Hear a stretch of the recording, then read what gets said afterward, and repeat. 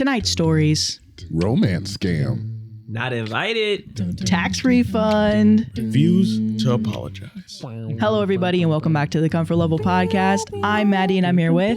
Brandon. Sam. Joshua. And Joshua, wrapped up in a blanket.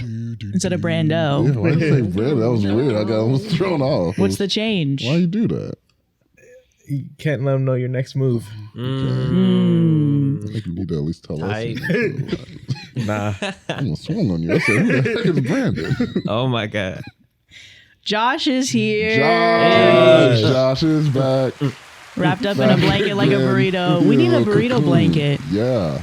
Sam has a burrito blanket, but I think we need one now. Yeah. Yo. Can't have mine. It be looking like it got boo-boo stains on it. Y'all. Oh, does it?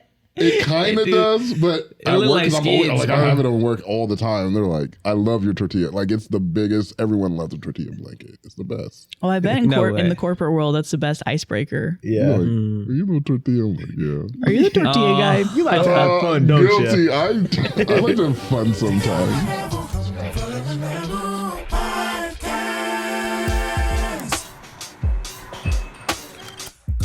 So we had over 300 finalists. 300. It was too many, right? Yeah, that was a lot of we reading. went through a lot, but I'm happy that we had 300 people that were Yeah. interested. Yeah. But it And was so a many lot. people were good. Yeah, so many people were Oh my good. God. Too many. It was really a struggle. We cut it down to 20. Yeah. And even that was a struggle. So thinking about cutting it down to 10 Yeah. is going to be even harder because we were arguing back and forth We were for a few definitely people. arguing. Yeah. And that's where we're going to put some of the work on to the rest of the audience. We are because We can't do all of this. so we're going to give you guys the power to vote on May 17th. We need you guys to show up to this live stream because you guys are going to pick 2 of the 20 finalists to go through to the live stream that's Yeah. in June. Yeah. They're going to send us a video. You guys are going to watch the video and you're going to pick out of the 20 people who are the 2 people that you need to be in this live stream. So if you're watching this and you're one of the 20 people that were selected, it might be a good idea to bring some people in on the Get your live friends. stream. Yeah. Get your Bring your family. friends. You know what I'm saying? Stack the deck. Yeah. Also, a little announcement that Janae Blair, Northern Man, aka Major, Carmela, Aaron, and Pipsa, please check your emails. Again, that is Janae Blair, Northern Man, Carmela, Aaron, and Pipsa. Please check your email. Thank you. So tune in to the live stream on May 17th at 1 p.m. Central Standard Time. Yep. And then on May 17th, you're going to pick 2 people to go on to the live stream that's in June, on June 14th. June 14th. Yeah. Hopefully we've talked to you by the time you are seeing this announcement, Yes. if you're one of the 20 finalists. But again, thank you guys for applying. Over 300 people. There are so many people. I kind of want to do another one, maybe sometime soon. So Crazy. We might do another I don't know. one. We might do another one. So keep your eyes on the lookout for that. Don't tell me what a good time. Uh-oh. Okay, so this story is, am I the asshole? I told my coworker that she's falling for a romance scam and now she's upset. Ooh. No, you have to tell. Well, your coworker, but I'm like, you got to tell your friends. I think this is a romance. Like, maybe we should look into this Right? Yeah. because people be too close to it. They don't be seeing the signs. I feel like you got to tell people Yeah. because it's happening more and more frequently. It seems. My friend, let's call her N and I have worked together for 3 to 4 years at a hair salon. N is in her early 30s, kind of an airhead, gullible, but a really kind and nice person. She's currently in a relationship with this guy for about 6 months. He lives in New York. We're in the Midwest. They talk on the phone all the time. He's been out here a couple of times to visit. We've never met, but heard a lot about their relationship. This morning, she texted at 6 a.m. asking to borrow $10,000 because her boyfriend's mom had a family emergency and needs the money soon. She says he's working on an offshore oil rig in Dubai for 2 months and couldn't transfer the money until he's come back from the States. Convenient. She doesn't have the money, so she asked if I can ask my relatives for $10,000 for her. I told her that this sounds like a romance scam and that if he's asking her for such a big amount of money this early in the relationship, it's a red flag and she should reconsider. I told her that since I don't like her boyfriend that well, and if he ghosts her, either me or her will be on the hook for the $10,000. Now she won't answer my text or call. She also took a personal day from work today. Am I the asshole? Should I have kept my mouth shut and minded my own business? No. Nah, no. You were getting asked for the money. Right. That's crazy. I'm like, no, dog. So she said he's been out there. I'm like, did he meet with her friend or is friend a coworker? Coworker, yeah. Did he meet with her coworker and she just didn't see him, or was he out there or said he was out there and they both didn't meet with him? You know, that's my question. I think from the reading, she said that they've met. Yeah, he's come a couple times. But the OP hasn't met him. Okay. So OP doesn't know that he's real, but apparently she says that they've met. Okay. So. Because I would take it as looking at it straightforward. If this was a real relationship, like even if it is like we actually have feelings for her, we like each other. We've been dating for 6 months. You're asking me for $10,000. That is a red flag, regardless if he's trying to scam you or not. Right.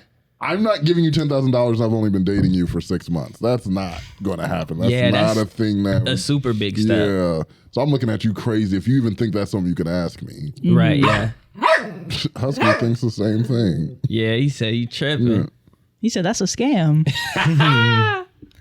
But this is where you get caught up in these relationships where you're like looking at these situations and you're in it. You're like, oh, but I love him and I just want to help him. So I'll give him the money. And people are outside like, that's crazy. Yeah. You need people on the outside like, I'm not like blinded by whatever you're feeling. I'm just telling you the truth. This is strange. This is shady. You should probably look out for it. Absolutely. You're not the asshole for telling someone that. Mm-mm.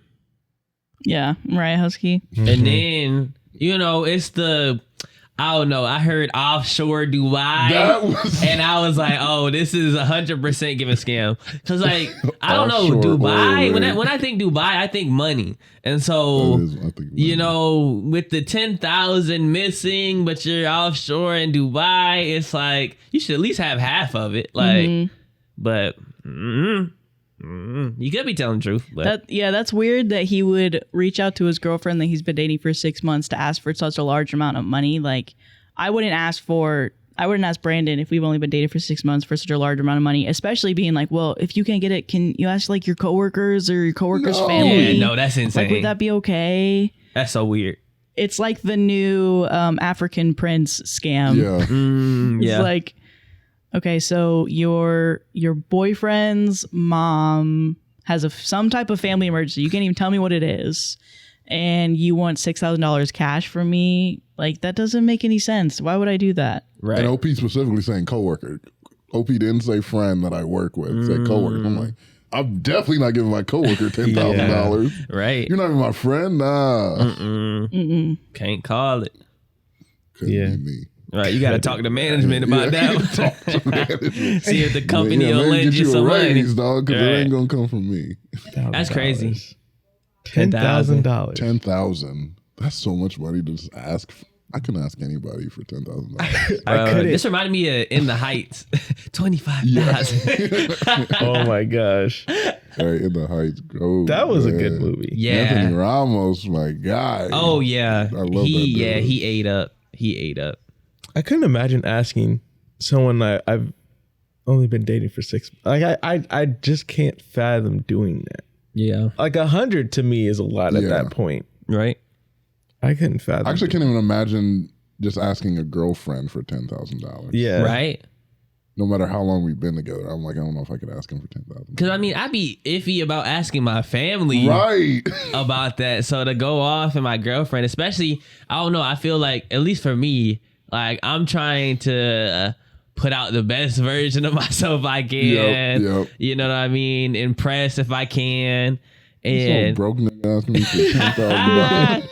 you know how much competition there is out there? If you got some fine shit, you know what I mean? She just has to find one guy who won't ask her for $10,000. Like, that's the bar. Right, yeah. It's easy. Don't to ask find. me for $10,000 Yeah. on the first date. On the That's first. crazy. You know how many folks is in her DMs, you know what I mean? Yeah. Like, and they not asking her for nothing. They try to give her stuff, and you're asking for 10,000. But then again, don't get into that mindset. If you find somebody that really likes and loves you, you know what I mean? Don't even worry about the folks that might be trying to talk to on the side, because she focused on you. True. That's True. a big thing.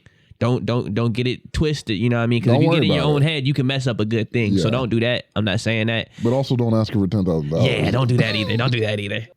for what people live on average in the United States, Yeah. saving up $10,000 takes a long time. Takes a long time. Yeah. With all expenses and living and food and kids and all that. So just giving something away like that. Looking up average U.S. income. It's crazy too because no matter what level, $10,000 is a conversation. Yeah. Yeah. Yeah, for sure. That's a crazy ask from Yeah. even a married person. Like you guys are even sharing your finances together. So the fact that he's asking and they're not even on the marriage level yet, that's not even a year in. That's crazy. Man. Which makes it seem more like a romance scam because those romance scammers, they got multiple fires in the pot. So they can just throw out these things. Yeah. And they're expecting to lose some people. They're expecting some people to be like, nah, I can't do it. I just got to get a couple of y'all to say yes. And I'm making money. And the only effort I'm putting in is, well, it's funny that they actually met this guy. So he's actually like invested in coming. Yeah. But he could be getting paid by other people to be doing this. I'm like, I'm using that money to That pay trip for is a tickets. business Yeah, trip. 100% is like, it's just like business to me. Yeah. Dang. One, yes, she's very naive and gullible. She believes she can talk to ghosts and spirits. That's another Hold can up of worms that I won't get into. Doesn't mean she's gullible. Two, I can talk to Two, those. she didn't bring her boyfriend around when he was in town a couple of times, just a bunch of excuses. Three, I told her sister about it and got an earful about how I shouldn't judge a person in need like that, and so I gave up. Four, I sent her a few articles about sweetheart and pig butchering scams, still no reply.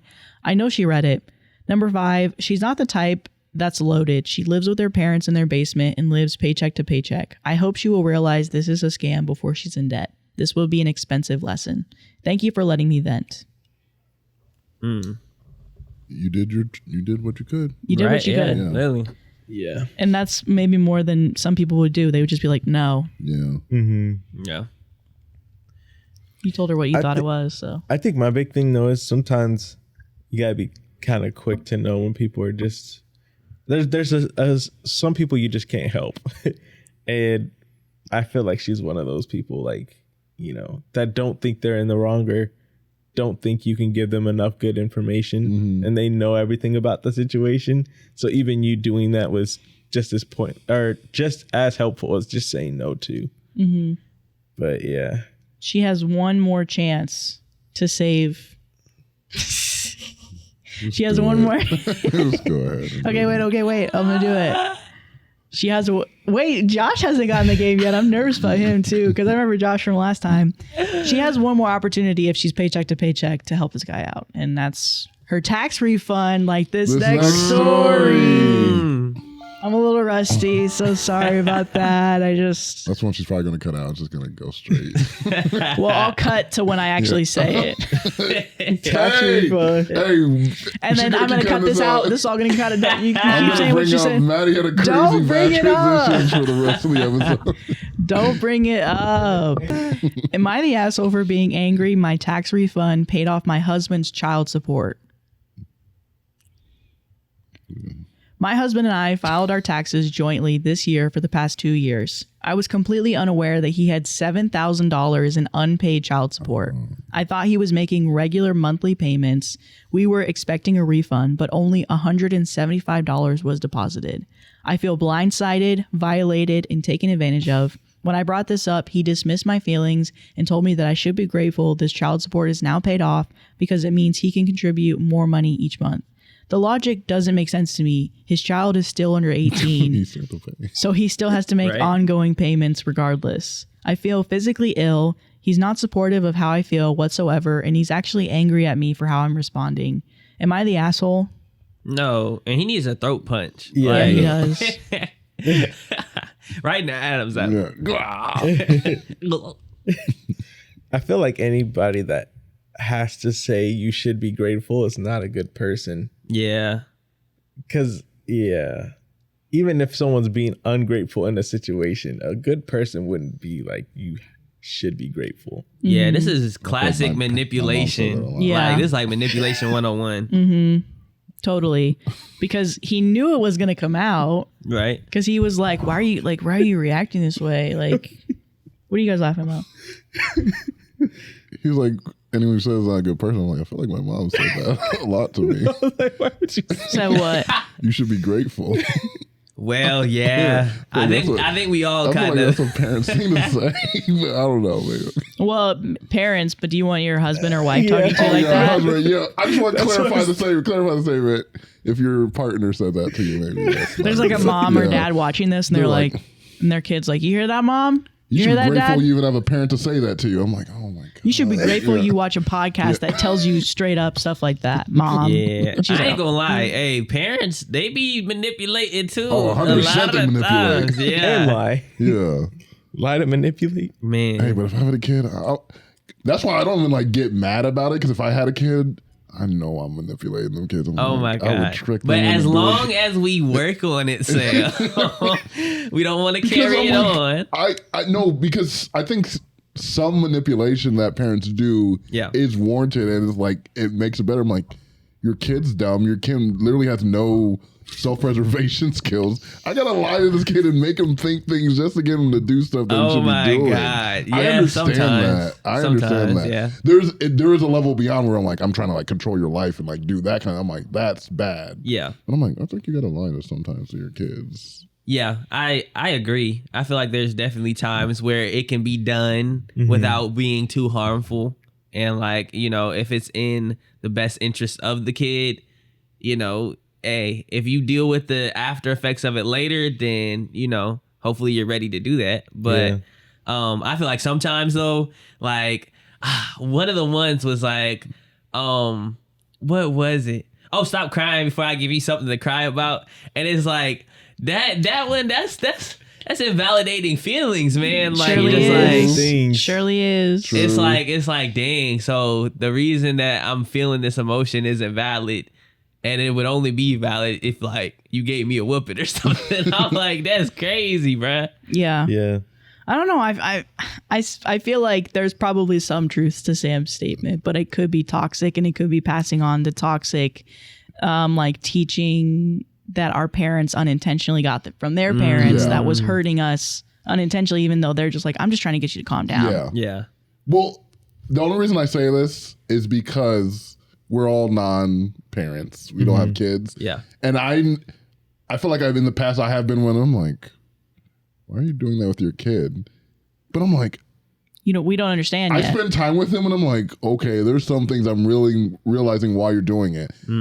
In my head, if I were to be a parent, I'm like, I would have these grandiose things. I'm going to do it this way. But I'm like, I think life just happens where you're like, I fall do into this. place. And I don't think it's right or wrong either. I'm like, maybe it is better. We should strive harder. But also, I'm not perfect. So I'm probably going to make mistakes. We're people. We're people. People are people. And it's hard to take care of another little human. That's been getting on your nerves unintentionally. Yeah. Right. That's always around. You're in the bathroom. They're just staring at you. What was that story where the parent lied to their kid about the weekend? Like, Yeah. what was the lie? They basically said that if they were good all week, that they could Oh, they have didn't have to Saturday go to and school. Sunday Yeah. off. They don't have to go to That's school. good to me. I love that. That's good to me. Like I said, I feel like with those situations, you can do it, and in the moment, it's good. Like you got off scot free. But like when they grow up and learn about it, you have to be ready for that backlash. If you're honest about it, because I think a lot of parents are like, I didn't do that. Right. That's where the trauma comes in. Yeah. I think. But if my mom was like, yeah, I lied to you, man. There was no school instructor. You idiot. And she just said, I'm like, yeah, you're right. You got me. Oh my god. But I think that's the difference, just also learning the difference, between manipulation and persuasion, because it's the same thing. Yeah. It's just, I think. Well, one is a lie, right? Huh? One has a lie in it. One is What's the difference between manipulation? Not trying to hurt you or something. Yeah. One is I'm getting one up on you. Manipulation is I'm getting one up on you. I'm convincing you to go a certain route and only benefits me. Persuasion, it benefits equally. And I think that's what you're talking about is persuasion. So is the weekend lie manipulation or persuasion? That's just a lie. No, but I think, yeah, because now you're kind of warping a reality. Whereas in persuasion, you'd probably be like, it is what it is. You go to school this day through this day. Yeah. I mean, it's a harder path, but then it leads to less trauma and more honesty. Yeah. I feel like it would backfire at some point. Oh, it totally would. Some kids would be like, I'm going to test how bad I can be. And you're like, wait, I always have the weekend. It doesn't matter what I do. Yeah. The description of persuasion is the action or fact of persuading someone or of being persuaded to do or believe something. So it could be like mutual on both sides, but I feel like there's definitely some persuasion where it's leaning all the way to the other side, which would kind of lean persuasion into manipulation. Maybe that's when persuasion turns into manipulation. You do something against their best interests to persuade them to benefit you. But I want to go back to what this conversation started from. Now that you said that, I'm like, okay, when you're on even playing fields, if someone says you should be grateful, if you're like on even playing fields, like you're married, and someone's like, you should be grateful, I think that's when it's, you're a bad person. Yeah, I agree. Especially in this situation, I'm like, I should be grateful. First of all, this is your child from another relationship that you're having to pay into this. Like, why should I be grateful that our money is going to that you're not even, you think that this money just pays for our child support. I think that's how he's taking it, because he's like, to get $7,000, that means you're not paying anything at all. Yeah. So is he just relying on this cycle of it getting ripped away in the taxes to go? I'm like, I'll be pissed. Yeah. Right. Yeah. She didn't even know that. And I think his reaction too of like not taking any accountability of being like, yeah, I knew I wasn't paying, so I guess I should have expected that I was going to get taken out. Yeah. And, you know, they are married, but she doesn't seem to be under any assumption that she's responsible for that child support. Right. That's totally his responsibility, probably from what I can assume from their relationship. Yeah. So I would be frustrated too if it's like, okay, so I made a certain amount of money this month. I'm expecting a certain amount back. And now it's basically like I got the money back and I gave it to you. But it wasn't willingly. You took it from me. You took what was mine from me because we settled together. Right. Yeah. That's not fair. And he's like, it's all done now. For you not to understand that, because you would be upset if like, I don't know, 3,500 was taken from you. Right. But for whatever reason now you're like, it doesn't matter, we don't have to deal with it. And again, the child isn't 18 yet. So yes, it's like the kid's 11. This is going to keep happening. This is going to be going for a while. Yeah. It's not all the way completely done yet. Because that's what I would be. I'm like, because in a small way, I'm like, hey, we're married. This is the situation. I think how we reacted to her was like an asshole-ish way. Yeah. But for her, I'm like asking him, so what's your plan for the future? Are you going to be paying, like, is this how you're going to be treating this? Or are you going to be paying this? Because I don't want this to happen again next year. If we're doing this again for filing together, are you paying it on time, or are you relying on our refund to do it? Because that's not what I'm agreeing on. Yeah.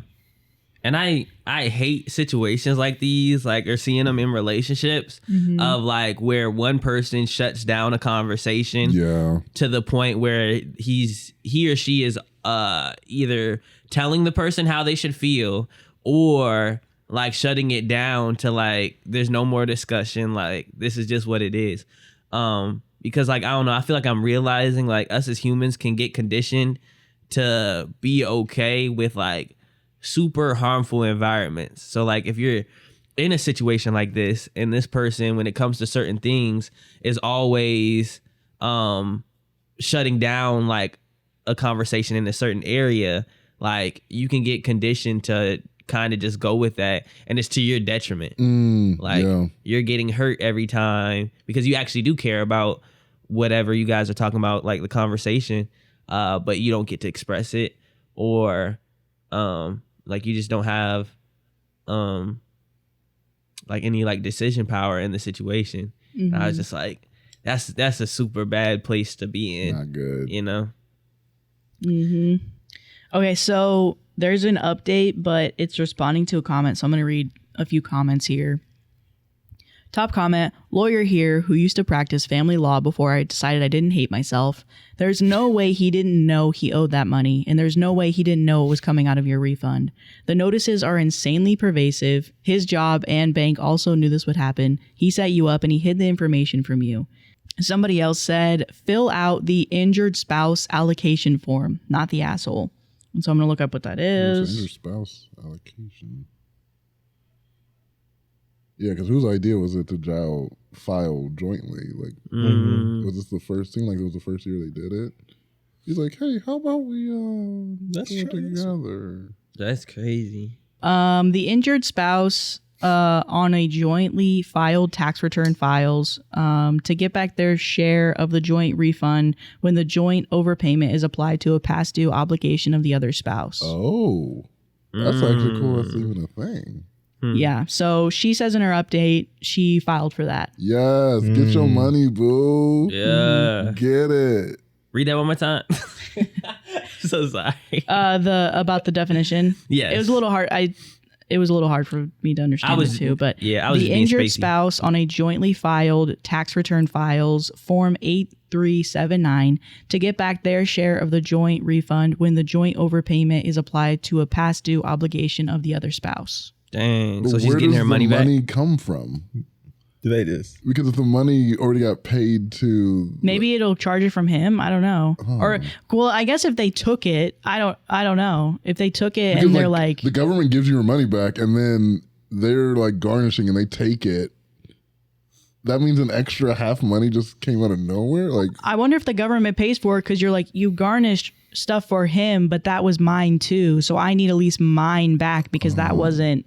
You weren't allowed to take that because that's mine, maybe. And so that's what this whole form is. It's hard for me to believe the government is like, okay, we'll give you another $3,500. Yeah. Like, we're giving it because that happened to you. I'm like, you need to take that up with your husband. That's what I feel. If I was the government, I'm like, hey, that's not on me. We gave you the money. Well, maybe they say, here's your $3,500 and you owe us $3,500 now. That would be funny. You know? And that kind of sucks. That's the only thing I could think of. That's what I was thinking. He's in more debt. Yeah, he's like, dang, no. He's like, I thought it was paid off. Yeah. You're like, nah. But actually, Should I have feel talked to me first. if you're filing that actually in a marriage, that's not like that's The not fact that they boding had well that for form. your that's not boding well for your marriage. Like, because you still have the same quickly account. You're getting It's a divorced joint after that account. gets filed. Yeah. Yeah. Because I hope I would never have to be in a situation where I'm like, dang, I got to get my money back in a marriage. I'm like, I got to get my money back. Yeah, that sucks. Well, for a situation like this, is this calls for divorce or just like a serious conversation or like a huge red flag? Like, is this enough for you to be like, okay, I'm really reconsidering things? I'm not doing a divorce. It is a red flag to me. Yeah. And I want to talk to him. Like, I want to know his future plans about how he's paying for his child support. I want to know like this reaction, like how you reacted to it, like why I feel bad and you need to see my side of it and see where it goes from there. Like, what does he respond to that? And then that would determine whether I'm like, maybe this is not something we should be in. For me, I'm having that conversation and I'm filing separately from now on, at least for the next few years. Yeah, that's probably a good I'm not putting myself in that situation again. I know that's right. Yeah. Yes. I should do that same thing. And I feel like how I operate now, I probably would. I can't say with 100% I would, but I say at least like 85 to 90% I would probably get out of that joint, like account or whatever. What's the other 10%? Yeah. What's the other? What's holding you back? What would you do otherwise? I think it's just like, because I know how I operate now. And like for the most part, I try to like care about myself enough to like put my foot down. But I know I don't do that in 100% of situations. Okay, So there's like a chance that like. Especially with your wife, you might not. You'll like let it slide. Yeah. You're like, okay, just this one time. Yeah. But it's like the fifth time. Yeah. Yeah. Yeah, I don't think it's grounds for divorce, but yeah, definitely a conversation, maybe a mediated conversation so that someone can ensure that we're seeing both sides, therapy, all that jazz. But yeah, I think my biggest thing would be the why. Like, why was it so easy to dismiss what I was saying versus what was happening, like what you did, Right. because that's going to be telling. Like if you're like, oh, I just didn't think about it, or it feels like, not a bad person, a bad moment type thing. Yeah. Then, we could definitely talk that out. I could see that. But like, if it was, I didn't consider you at all. Yeah.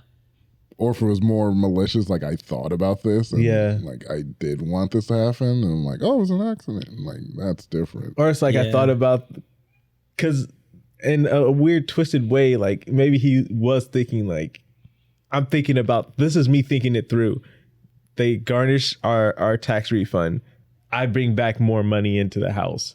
We're good. Like, that's what he was saying. But like, he's like, in the grand scheme of things, like you look in a year, like we'll be good. But it's like, you didn't think it through because you still got. Well, even if so he many did think years. that, he could think that and it could be faulty or he could be right. Tell me that Right. Yeah. beforehand. Communicate Like, that. don't try to do this sneaky thing like, hey, surprise. Like, that's the part where I'm like, we're married. We should be talking about this. Ain't no not even- surprises in marriage. Not even hey surprise. Be like, well, why are you mad about that? So what? It's clearly only a good idea. $175 Yeah. back. Yeah. But the other thing too is I think depending on how that conversation goes, like if he's still rejecting it after like mediation or just a simple conversation of like, why did you do that? Why did you Yeah. think that was okay? That might be also down the line grounds for, okay, I really need to reconsider this relationship. Because if he's like you're saying that like rejective of why am I just making up words today? It's fine. I love Yes. it. Yeah. You know what I mean? Rejective. You're your doctor too. What is it? What is the word I'm trying to think of? What is the word I'm trying to think of? Dismissive? Yes, thank you. If he's that dismissive Dr. of Seuss, like I love that. why you feel that way, I'm not trying to be on my Dr. Seuss. I'm trying to be articulate and have actual words. Education. Yeah. I'm trying to be on my dictionary. Hey, yo, my okay. dictionary. Thesaurus. Yeah. Vernacular. Ah. I was trying to think of a bigger word too, and it just. Nothing came to mind. Just big word. Right. So in conclusion, Actually, I was just watching on TikTok. It was a Judge Judy clip, and it was this dude who was like, he hadn't paid his ex-girlfriend something, and he wrote a note. He was like, "I'm not trying to be your little boy toy, so I'm not paying anything." And Judge Judy was like, and it was like a big old dude on there, and she was like, "If I looked in the dictionary and I looked up boy toy, and I saw on that, I'm like, you would be the antonym of it." And she's like, and that's a good word for you guys. Antonym is the opposite of it. I was like, Judge Judy going in on She this broke dude. that down. she was like, I don't think you know what that and means. you're like, Right. antonym. I'm like, I'm using that so much. You're the antonym. Man. I am days away from giving birth, and my boyfriend just decided to tell me that he can't be at the birth because he's married.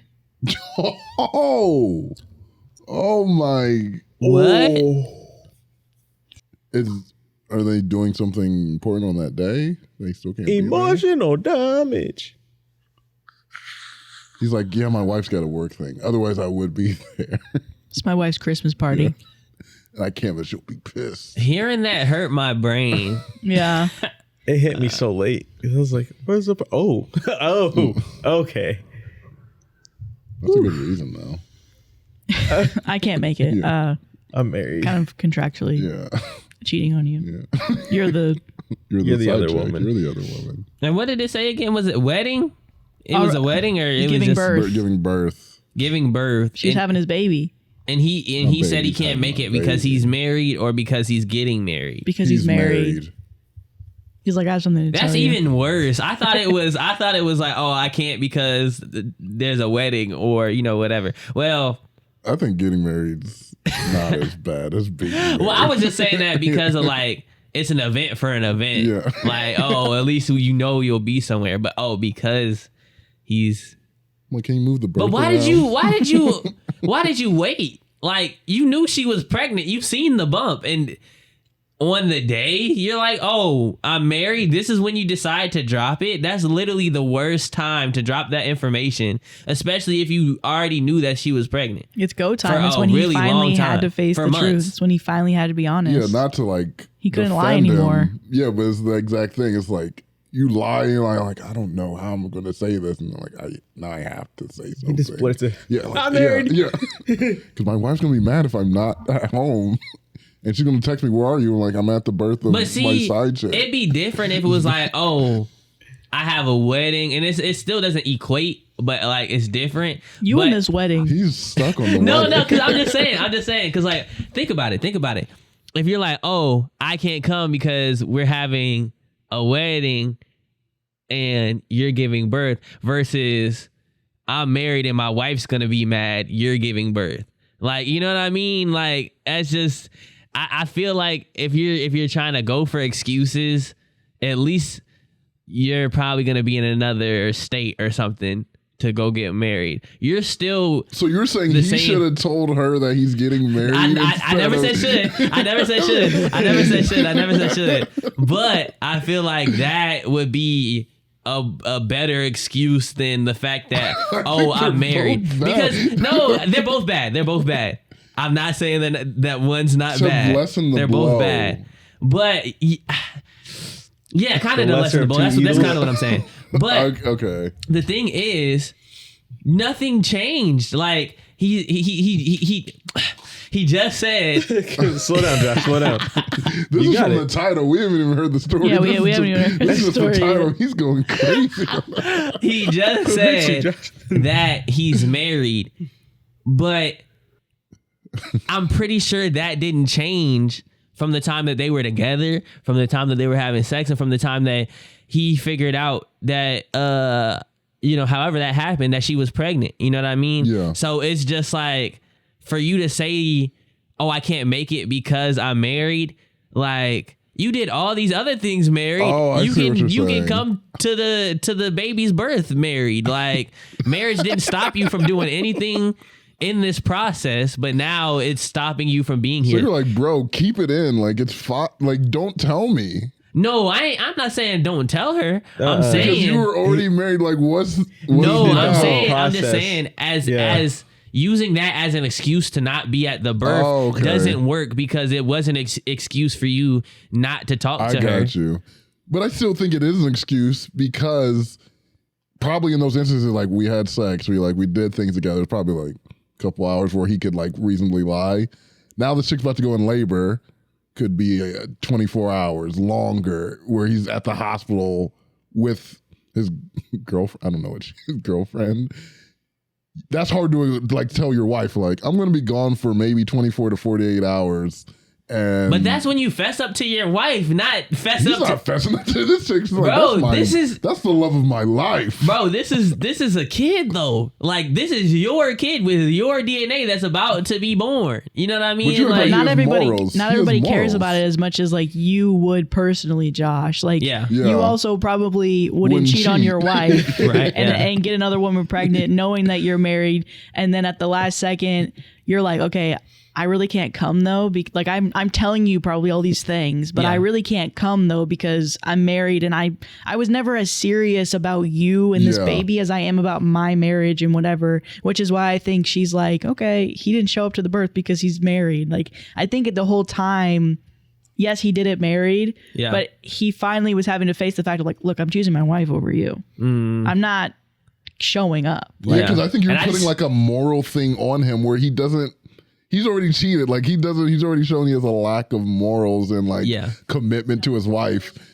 Him saying I'm not going to come is like, it's par for the course. Like, it's the same thing. Yeah. It's probably less to him. He's like, actually, I'm finally being honest. Yeah. So he probably feels good about himself. He's like, hey, I actually am married. That's sick. I ain't going to be there. That's sick. And I definitely am putting my moral compass on it.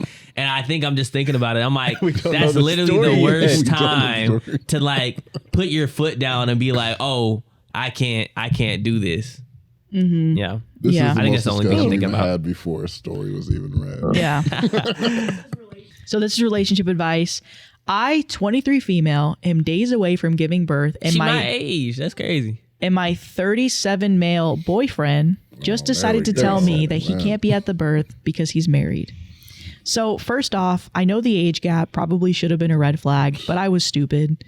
We've been together for 2 years, but he lives in a different city. When I got pregnant, he said he was going to move to my city and we would move in together. He just needed to finalize some things with his ex-wife. He told me that he was divorced when we met, and I never had any reason to question it. I knew that he had 2 kids with her as well. He told me the truth about that, just not that he wasn't divorced or even separated. So fast forward, I'm 39 weeks pregnant and he suddenly got uncommunicative, which is less than ideal when you're literally about to give birth. Bear in mind that he was supposed to have been fully moved here a month ago, but he blamed COVID. This was in 2020. This was from Best of Redditor Updates. Okay. So I found out I'm going to be induced on Monday unless baby decides to come out over the weekend. So I contacted him and I was like, okay, what's going on? And that's when he told me that he isn't actually separated or divorced. He never told his wife about anything, and now he feels like he's backed into a corner.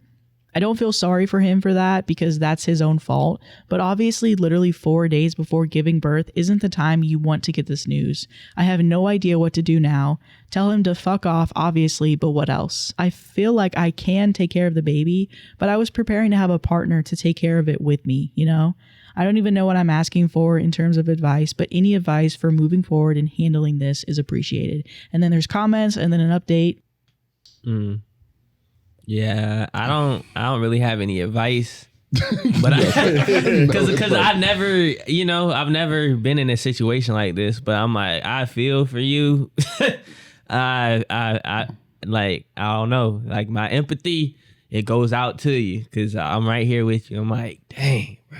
When you're getting with somebody who has an ex who was married before, who has kids, who's a little bit older, is there some type of investigation who's like your dad's 14 age? years old. Is there some type of investigation that you should be doing to make sure that what they're telling you is true, or should you just have a certain level of trust for what your partner is telling you that isn't a lie, that it's not a lie? Me personally, I think you have to have a level of trust. Like, don't like assume like they're lying to you. Yeah. I don't think that's ever a good foundation for a relationship. But also on the other hand, and this goes to all people under the age of 25, do not date someone who's that much older. Like, blanket. I think there's good people who are that age who might like, it might be good. Don't even do it. There's no point in, you're so in different lives, especially this one. If he was true, he had an ex-wife with 2 kids, you're 23 years old, that's not something you want to get involved in. Right. No matter if you liked him, he's a cool guy, I'm telling you it's not worth it. I don't think there's any, I'm blanket saying like it's not worth it to even try to get into that relationship. Yeah. Because you're on uneven settings and it's never going to be good. Mm-hmm. Yeah. Even if he's not a dirtbag, which this guy is a dirtbag, because he was just definitely married the entire time. Even if it's a guy who's like, I just don't see it. I don't see it. It's just not a thing. Yeah. A guy who's that old should not really be attracted to someone that's young. Yeah. More than physically. Like, you can be physically attracted to a younger person, but I'm not going to be in a relationship. Like, why would I want to be in a relationship where I'm like emotionally invested in someone at the same time? And I'm like, I'm just telling you as an older person, I mean, you shouldn't not be messing with us. There's something to second guess as a younger person if the older person was interested back. Right. Where it's like there's nobody else that's your age or closer to your That's age. it. Because also it's like we're in our 20s and early 30s, like we're establishing ourselves or we're becoming established compared to like somebody who's like 42 in their mid 40s. Like they are already established. They've had a family. Their family's broken up. Now they're back in the dating pool. And the first person they go to is not somebody their age that they can maybe relate to, or they have similar life experiences with. They go to a younger person who just finished college or has been in the workforce for like, only a certain amount of years, just graduated college like 4 years ago. Yeah. And I think it's not wrong for you to be interested in somebody older, but I think if they're genuinely like seriously considering you might want to take a second look at like why. Yeah. On them, that's strange. Right, yeah. And that's why I'm like, I'm looking at you sideways. This has nothing to do with me. I know I'm awesome, but it's still weird that you are trying to. And I know there's age gap relationships that work. Right. I definitely do. Right, but not that young. The 20s, I'm like, don't mess with it. Like, you're 30 and they're 45, go hog wild. Yeah. But the early 20s, I'm like, yeah. And I feel like it's those adults that like kind of have like a kid, I ain't gonna say a kid brain, but like their mentality is real childish. Yes. Yeah. To the they're point kind of where, stunted. yeah, they're stunted. And then like when they talk to these like younger people, they're not going to force them to grow. They're not going to, like do a lot of things that a person their age or older will do for them. And so I think the fact that like they're already in like a real low functioning mindset of just how they go about things, like when they talk to a younger person, it's like, oh, I'm allowed to be low functioning without feeling guilty. And it's like, fuck no. Yeah, because especially with that, it should feel weird to be in those type of relationships. It should like you should feel the power dynamic between like intellectualness and all that. Is that a word? Intellectualism. That's Dr. Seuss. Don't point at me. Don't point. That's Dr. Seuss over there. What is happening? Everybody's just making up words today. That's Dr. Susie over there. Dr. Susie. Dr. Susie. But yeah, like, with the Uzi. Dang, you are in Dr. Seuss. What's she about to write next? okay. Got that koozie filled with boozy. Oh, make me feel a little woozy. We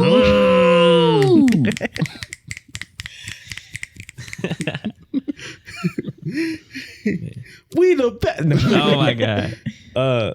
But yeah, I do get that, Brandon. Like, you should feel the like it shouldn't be romantic at a certain point. Sometimes, like it should feel like intellectually stimulating. Yeah, like a mentor and a mentee or something like that. Because you're on two different levels, so like you shouldn't. But they're not really. If you're dating someone who's that young, I don't think intellectually you're on different levels. You just had more experience. You've seen more things. Should you have like trust for your partner that what they say is true? Yeah. Dang, I started this whole thing. And it brought me back to a little book called For Agreements. Yeah. Don't ever assume anything. So always communicate it. Ask for clarity. Oh, that's real good. If she were to constantly have those check-ins of asking, not saying that that's what she should have done, but if she did, I think that would have gave a lot more to the reaction and the blow up of this whole situation of like, okay, you said you're going to leave. What's the deal with that? Like, at least like, I don't know. I don't want to say like once a week, because I could feel like that could be a little much. But if you constantly have that check-in of like, okay, where are we at on your process of doing that? Yeah, I could see that. I feel like to a certain extent, it's kind of like a really hard lesson to learn because you should have trust that what your partner is saying to you is true. Yeah. Okay, he's divorced. They don't live together, but that's why he has kids. That's why he has a relationship with this other woman, and believing that. But I do think, like what you pointed out, there are things where you could challenge him on it. So it does suck because it's like, to a certain extent, it's a horrible lesson to learn of like, dang, this man completely lied to me. But maybe there were things to look back on to be like, in the future, I know for sure I'm going to take what you say as truth. But if it's like, you should have been here a month ago. And granted, it was around COVID. So you were, saying that. But it's like, no. You need to be here long before like I'm about to have labor. Like I need, as I'm growing and becoming, more pregnant, ready to give birth to this baby, I'm going through things. I need support. You need to move from whatever city you're in to this city. So, no, I agree with that, because you should be able to tell if he's like, I'm going to be here a month before. Yeah. And he's like, I got things to take care of. I'm like, well, you're moving in with me, so I should be able to know those things. Like, yeah. When the due date came, I'm like, hey, how is it coming on those things that you were saying you're doing? Are you here? Then he gives me an update. And then whatever time he told me then, I'm like, then we're going to update on that one. Like, we need to keep a good line of communication because we're going to live together. We're going to have a child together. I think that's normal. Yeah. So like she said, she's like, obviously, screw him. I'm not going to be with him. But I think it's a really sucky situation because you think you have a partner and you're locked in, and now you find out that it's all a lie. Right. What can you do when you're supposed to have trust in your partner and you're being vulnerable? And, you only learn to second guess from when you have a bad experience and you're like, this doesn't add up like last time. So it's like, I don't know. But then there's the other side of it too. When something this traumatic happens to you, then it's hard for you to have a real relationship with someone in the future because now you're you're second guessing people who probably, some people like have a good intent and they like want to be there for you. And now you're like second guessing everything they're doing. And then you can ruin relationships that way too. Yeah. So you do have to still have that intent, but it's like you have to balance on a line where like, I'm still going to believe you, but I am going to like maybe scrutinize a little bit. Yeah. Until you give me a reason like, oh, you're definitely lying. Right. But I'm not going out to prove you're lying, which I think some people get into. So I saw this come up in the update. And I have a question to ask you before it happens, because I didn't think about it and we haven't talked about it yet. So maybe we just haven't thought about it. So now you found out that this man is married. Yeah. Mm-hmm. What do you do with that information? Are you just going to have the baby and move on and screw him? Or do you say to the wife, hey, this man is cheating on you and I'm about to have his baby? Yeah, it definitely in my eyes would not be wrong to just drop a little message to the wife. Drop a little line. A sonogram and let her know what's happening, because you're dealing with the consequences of trusting him, and he didn't do what he said he was going to do. Mm-hmm. So it's like, I would not see it being a bad thing to end up telling his wife what he couldn't tell, because now you're in this situation that's way more advanced, because now you guys have a child together. So if you want that child to still have a relationship with his father, you can't necessarily completely cut off that relationship, because you still have to maintain it to a certain degree to be able to have your kid still have a relationship with him, which has to be managed by you because it's a baby. So yeah, I mean, yeah, I say tell the wife, especially if y'all, if they're not together anymore. And yeah, I mean, get whatever you need to get off your chest, because now you're in a situation that you're going to be dealing with for, as long as that kid's with you. Mm-hmm. And you may not be getting support from that person if he bowed out. You know what I mean? So I think, especially because I would eventually probably ask for child support, because if you're not going to be here physically, I still need some sort of support as I'm raising this baby on my own. Yeah. So then it would call to eventually, she's going to find out from the papers, from the courts. She might as well find out, because it's like, does she even know that this man is like messing around behind her back? So I feel like it definitely wouldn't be the first thing on my mind. Like, I would be freaking out about him and the baby and everything, but eventually I'd be like, and she doesn't even know. Mm-hmm. So yeah, probably dropping a message too, or reaching out. I'm a big fan, and the truth will set you free. So yeah, but the thing is too, I was gonna say, having that type of knowledge, if you just keep it to yourself, it gives him more time to do stuff and like kind of block you out of his life, so that he doesn't have to be responsible for it. And B, you could be putting yourself in a potential place to weaponize truth. Like, oh, if you don't tell her, I'm a blah, blah, blah, I'm going to tell her then. And like kind of forcing the hand. Just tell it out, all honest, up front. Because even the way he was speaking about how the marriage was going itself, what if it is like the wife thinks it's completely fine? Because when he was telling OP, he's like, oh yeah, we're about to get divorced, blah, blah, blah. All this stuff's about to happen. And then you turn around, it's like, no, I'm actually fully still married. No plans on leaving. And that's worse, because now if he's on the loose with that, like, it's more risk to the partner too, because like, what if he's not the only girl she's sleeping with? What if it's like other things get involved, like STDs and stuff like that? Mm-hmm. So it's like, at a certain point, you're protecting someone else too. Mm-hmm. Yeah, for sure. Yeah. Okay. Yeah. Okay. So top comment, lawyer the fuck up, get DNA tests, make sure he pays you what he owes you. This is horrible. And I'm so sorry he did this crap. He had no right. Do you have anybody else that can be there for you? Mom, friend, support? And then OP responded, I'm going to try and contact a doula organization like someone in this thread suggested. My mom can't be here because she's out of state, thanks COVID. And I was dumb enough to think that he'd be here. Even though I'm saying this on like, I did say like young people do not date older people, which I still fully agree. Yeah.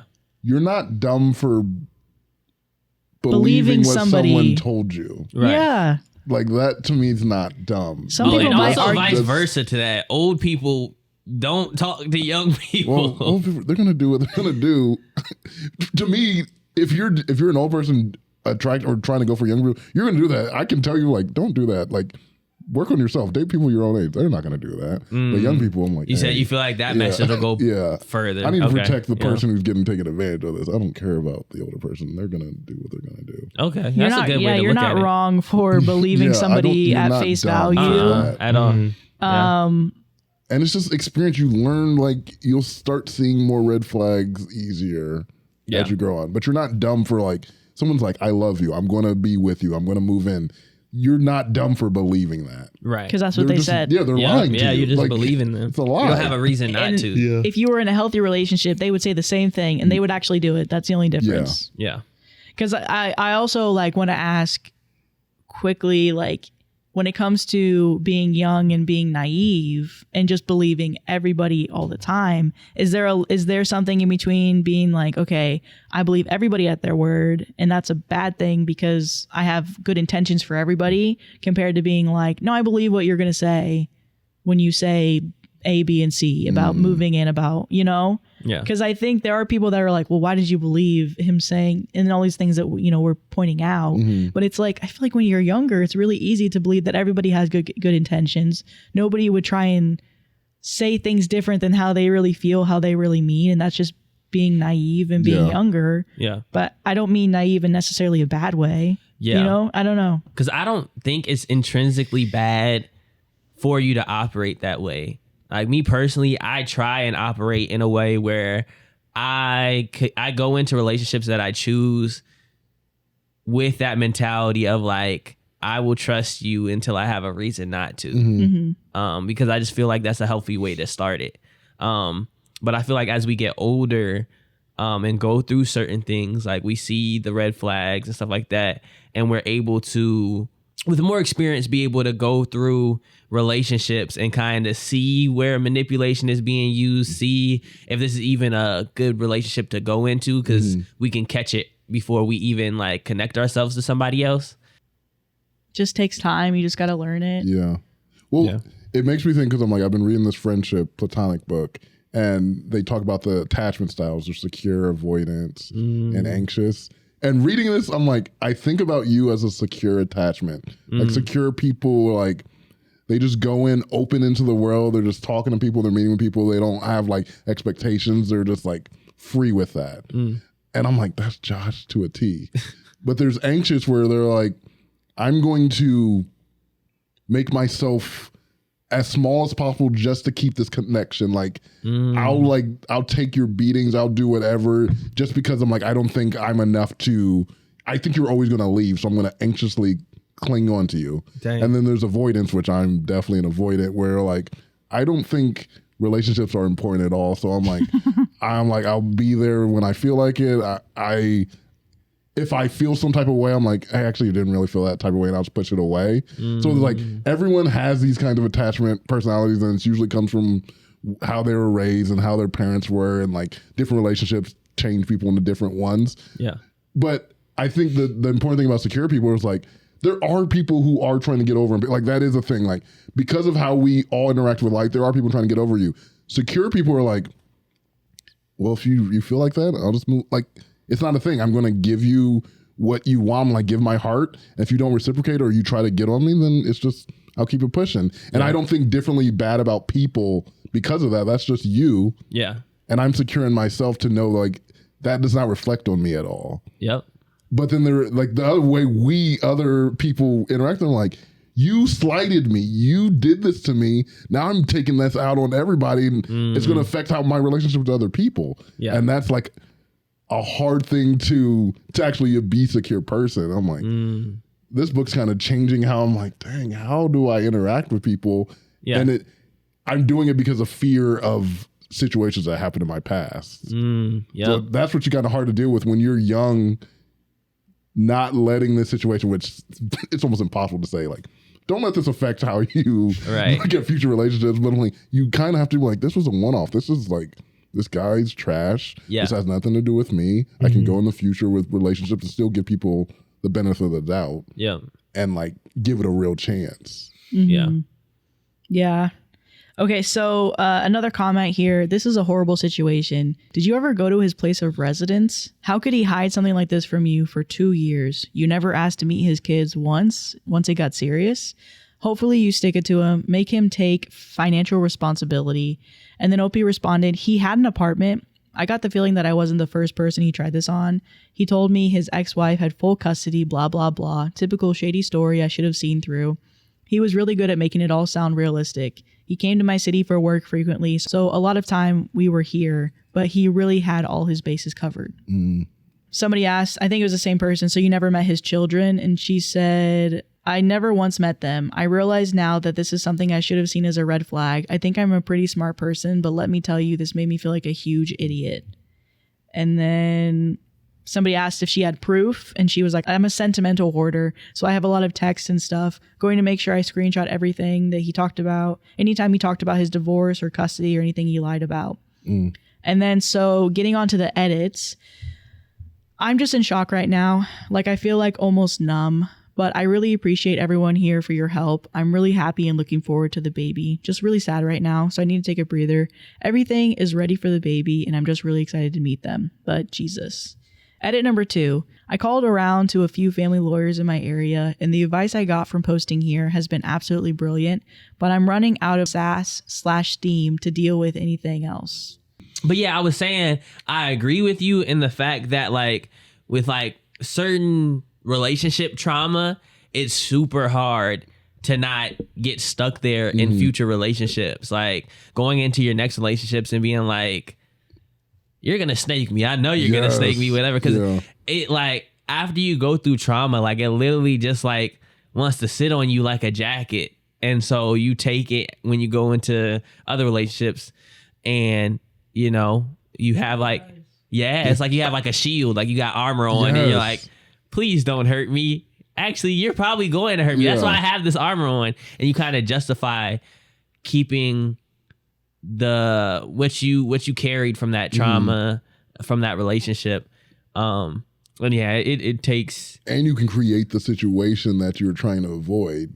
You think your protection is like protecting you from it, but you're creating it in the relationship. Like if you're like, I think you're gonna hurt me, so I'm gonna be like, I'm not gonna let you in, I'm gonna leave a wall. And like I'll be in this relationship but not really be in it. And then when you actually leave me because I'm not being vulnerable or being in this, I'm like, see, you left me. Man. It's because I wasn't doing anything to make this relationship work. Man. So like you create and this becomes a cycle. For sure. And especially if like there's never accountability taken. Accountability taken and kind of just like you kind of objectively looking at the relationship or the situation and being like, you know, like Sam was saying, like I added to the fuel of why it went this way. And like, I feel like if you don't do that, you get stuck in that cycle of like, I knew they were going to do it. They did it. And, you know, you get stuck in yourself because you're like, oh, I'm clocking everything. Like I know how to read these people. I know what they're going to do to me, whatever. And then you don't realize that you're adding and kind of like creating your own personal hell. Yeah. We love to catch people. We love to be like, I knew it. Like that's that thing. And you're like, that's not really that helpful in a relationship. Like, I knew you were going to do that. You're just like a little investigator waiting for them to mess up. Yeah. You got to think like, okay, why did this happen? Like you got to think critically. And it's hard to do that when like your body, your mind, everything is stuck in the trauma that you went through. I'm going to leave the legal business to the lawyers, pray that he didn't give me false information and I can actually find him, and try to remember how much I was looking forward to being a mom before this all happened. I don't really care if people think it's fake or whatever. I gained exactly nothing aside from the advice that I needed from making this post, and I gained exactly nothing from arguing. To everyone who shared their stories with me, thank you so much. You feel like the dumbest fucking person in the world when this happens to you, and knowing it happens to people all the time is a weird comfort, even when you wouldn't wish it on anybody. Yeah. I don't think of myself as a trashy or generally stupid person, just a person who was blinded by love and naivety and had learned a really hard lesson a really hard way. I doubt anything of monumental concern will happen between now and my Monday induction, but once the baby is here, I will try and come back and let people know what's been happening. So an update from a week later. First things first, I had my healthy baby girl on Monday evening. Yeah. Yeah.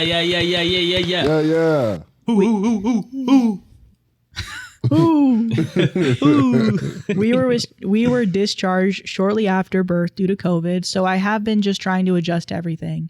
Her birth was a real dream, and I never want to do it again. LOL. Second, I talked to his wife for an hour yesterday.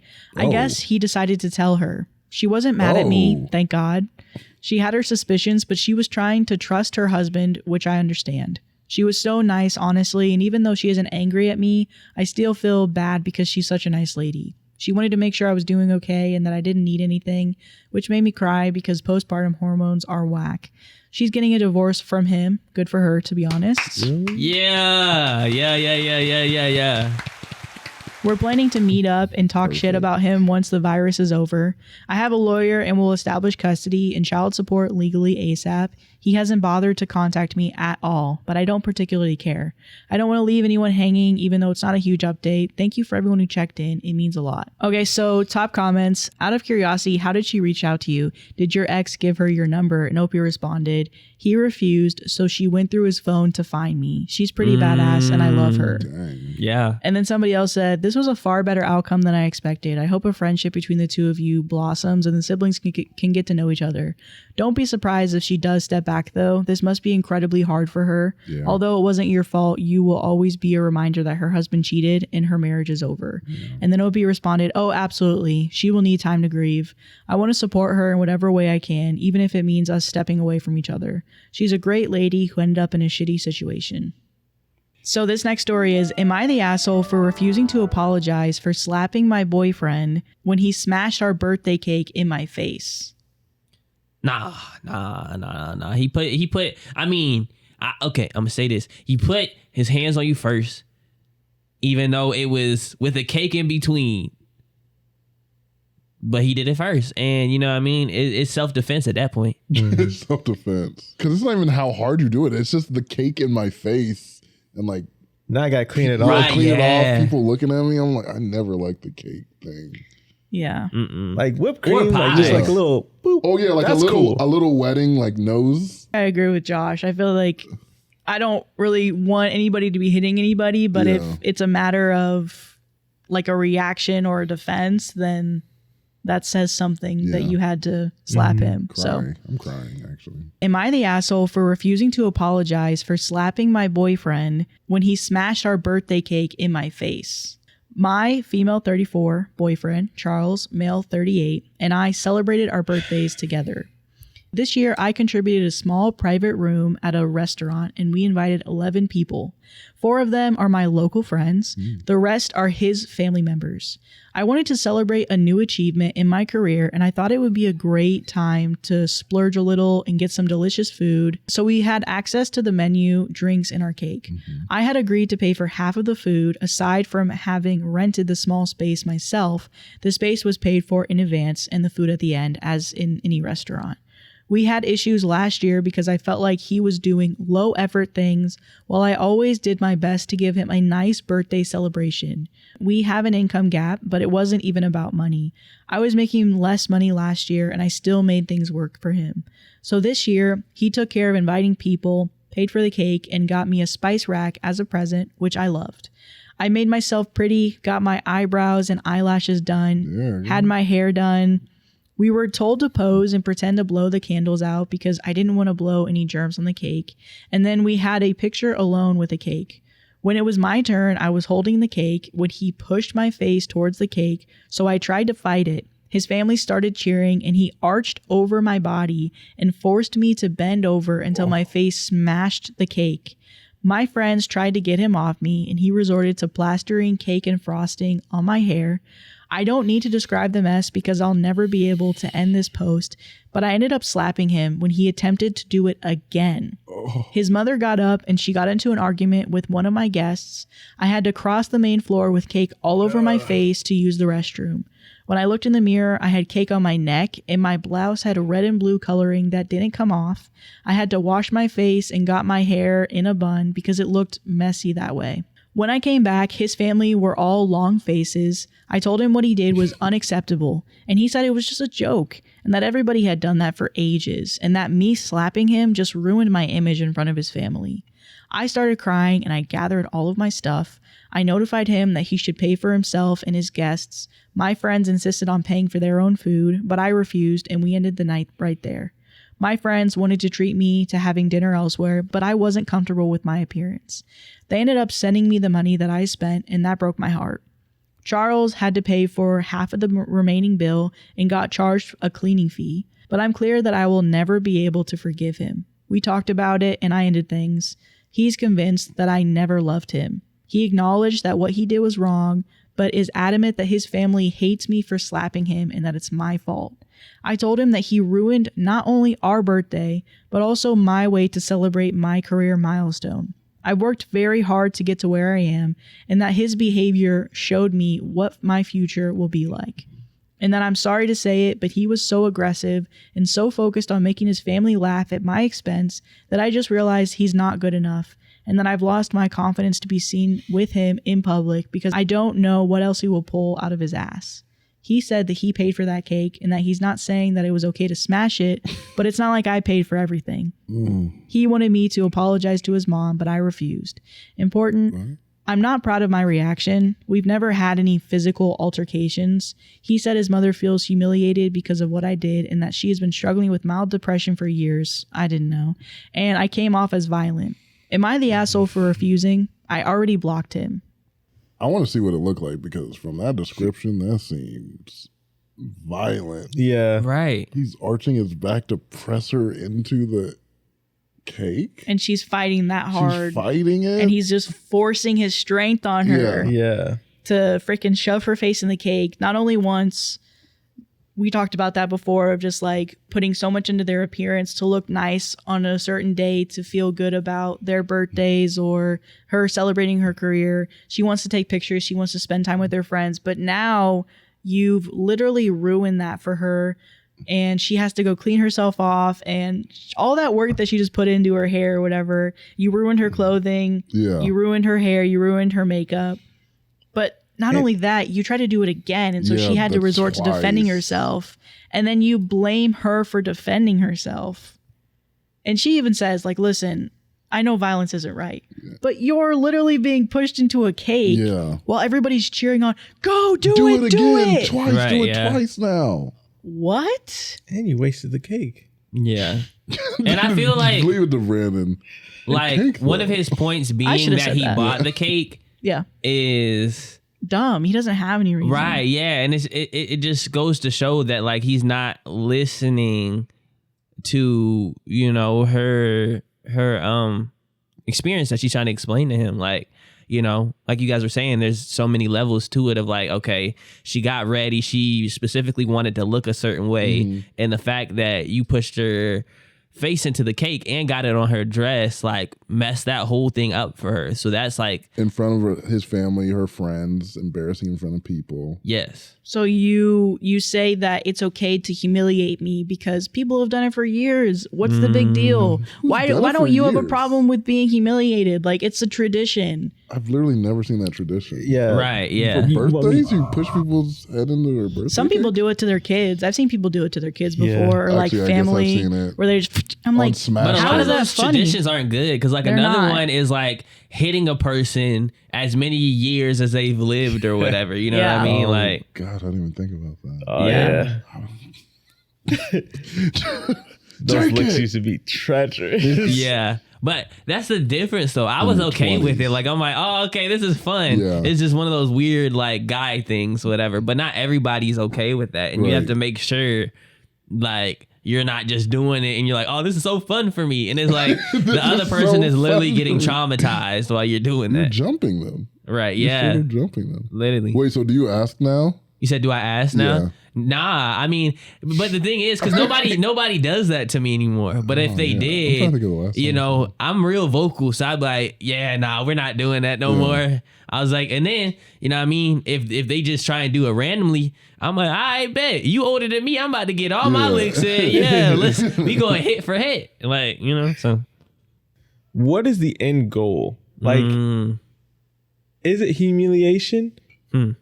Yeah. But like at the same time, you see how much work she put into how she looked, and you're just gonna smear cake and icing all over that. Like, Right. is she just supposed to sit there and eat the rest of the dinner like that? I Like, know exactly what's the Yeah. aftermath. I was feeling like everyone's just like, hee, you're messed up. you're messed up. Yeah. It's just, and the thing is, like for a kid's birthday, whatever, they're gonna wash their face. They're especially at like a small kid's birthday, they're most likely gonna already be dirty or something. Even at a kid's birthday, I'd be like, Yeah. that's not something that I would continue. Yeah, no, it's something I definitely don't ever want to do. But she's celebrating a job achievement too. Like you think about job like at least some things I've been a part of where someone's celebrating a job achievement. It's usually like a banquet or it's something very formal. And they were all dressed up, and you're gonna, I don't get that. That actually happened to me at a job achievement. There was like a weird joke, because I think that's what you're asking, like, what's the benefit of it? I think it's like a joke that everybody's like, oh, it's a so fun and hearty joke, but it's at an expense of somebody. And I think that goes to show like the difference between a surprise where it's more so for, like you were saying, like it's for more so for the audience than like the person that is happening to is happening at their expense, versus a surprise that's supposed to be catered towards the person that you're hoping is going to feel something, is going to feel happy from this, or, you just wanted to do something for that person. Like there's a difference between where it's at somebody's expense and then when it's for somebody and catered towards them because you know who they are and what they like, whatever. So now you're trying to, give them something that that they'll like. Yeah, I think that's a good point. Is like, are you doing it for the audience or are you doing it for you? I think that's a really good point. And in this situation, I think they were definitely doing it for the audience. Like the fact that Like the crowd is approval. egging it on, and that's making you try to force my head down into the cake. It's like, this isn't for me. Feel someone like, struggle under it, and you're like, That's what I was like, okay, why would you continue if you felt the struggle? right. I don't like that either. And then to put icing on the cake. very good, very good. No. It's a serious situation. Afterwards, like he lets her go to the restroom by himself. Like, so you're just out there like chilling, like, oh yeah, that was crazy. Like, They're still laughing. bro. Like, what's wild, right? Exactly. Like, go into the restroom if this is a person that you actually love and you know that, she's going through because of something that you just did. Go help her wipe the stuff off. Like, But he did just get slapped. Yeah, he get- so I don't know if he's Oh, going. well, yeah, I did forget about that Smooth over one. like, Yeah, he's like, that was funny. that I got just slapped face. And you're like, Right. That was funny. But That was then, good. but I feel like at least I'm coming from like what I would do. You know what I mean? Well, but you I'm wouldn't like, have pushed her head in the cake. yeah, I wouldn't have pushed her head in the You cake. wouldn't have been in the But situation. Let's start from, okay, I did push her head into the Yeah. cake Twice. in this scenario twice. And she slapped you. And she slapped me. Now I'm just like, my wife never hits me. So like the fact that I pushed her to the point where she felt like she had to hit me back, I would deal with the feelings of getting slapped later. But I'm like, I got to get this right because this could go very badly. Like I could lose her. So I would need to like go try and get right because I'm like, dang, I dug a hole for myself. Yeah. I need to start building a ladder. Or So, even making yourself available for a conversation. Like if she walked away to not only clean herself off, but to get a second to be away from you and everybody else that's creating that situation. Even just make yourself available to be like, hey, I'm so sorry that happened.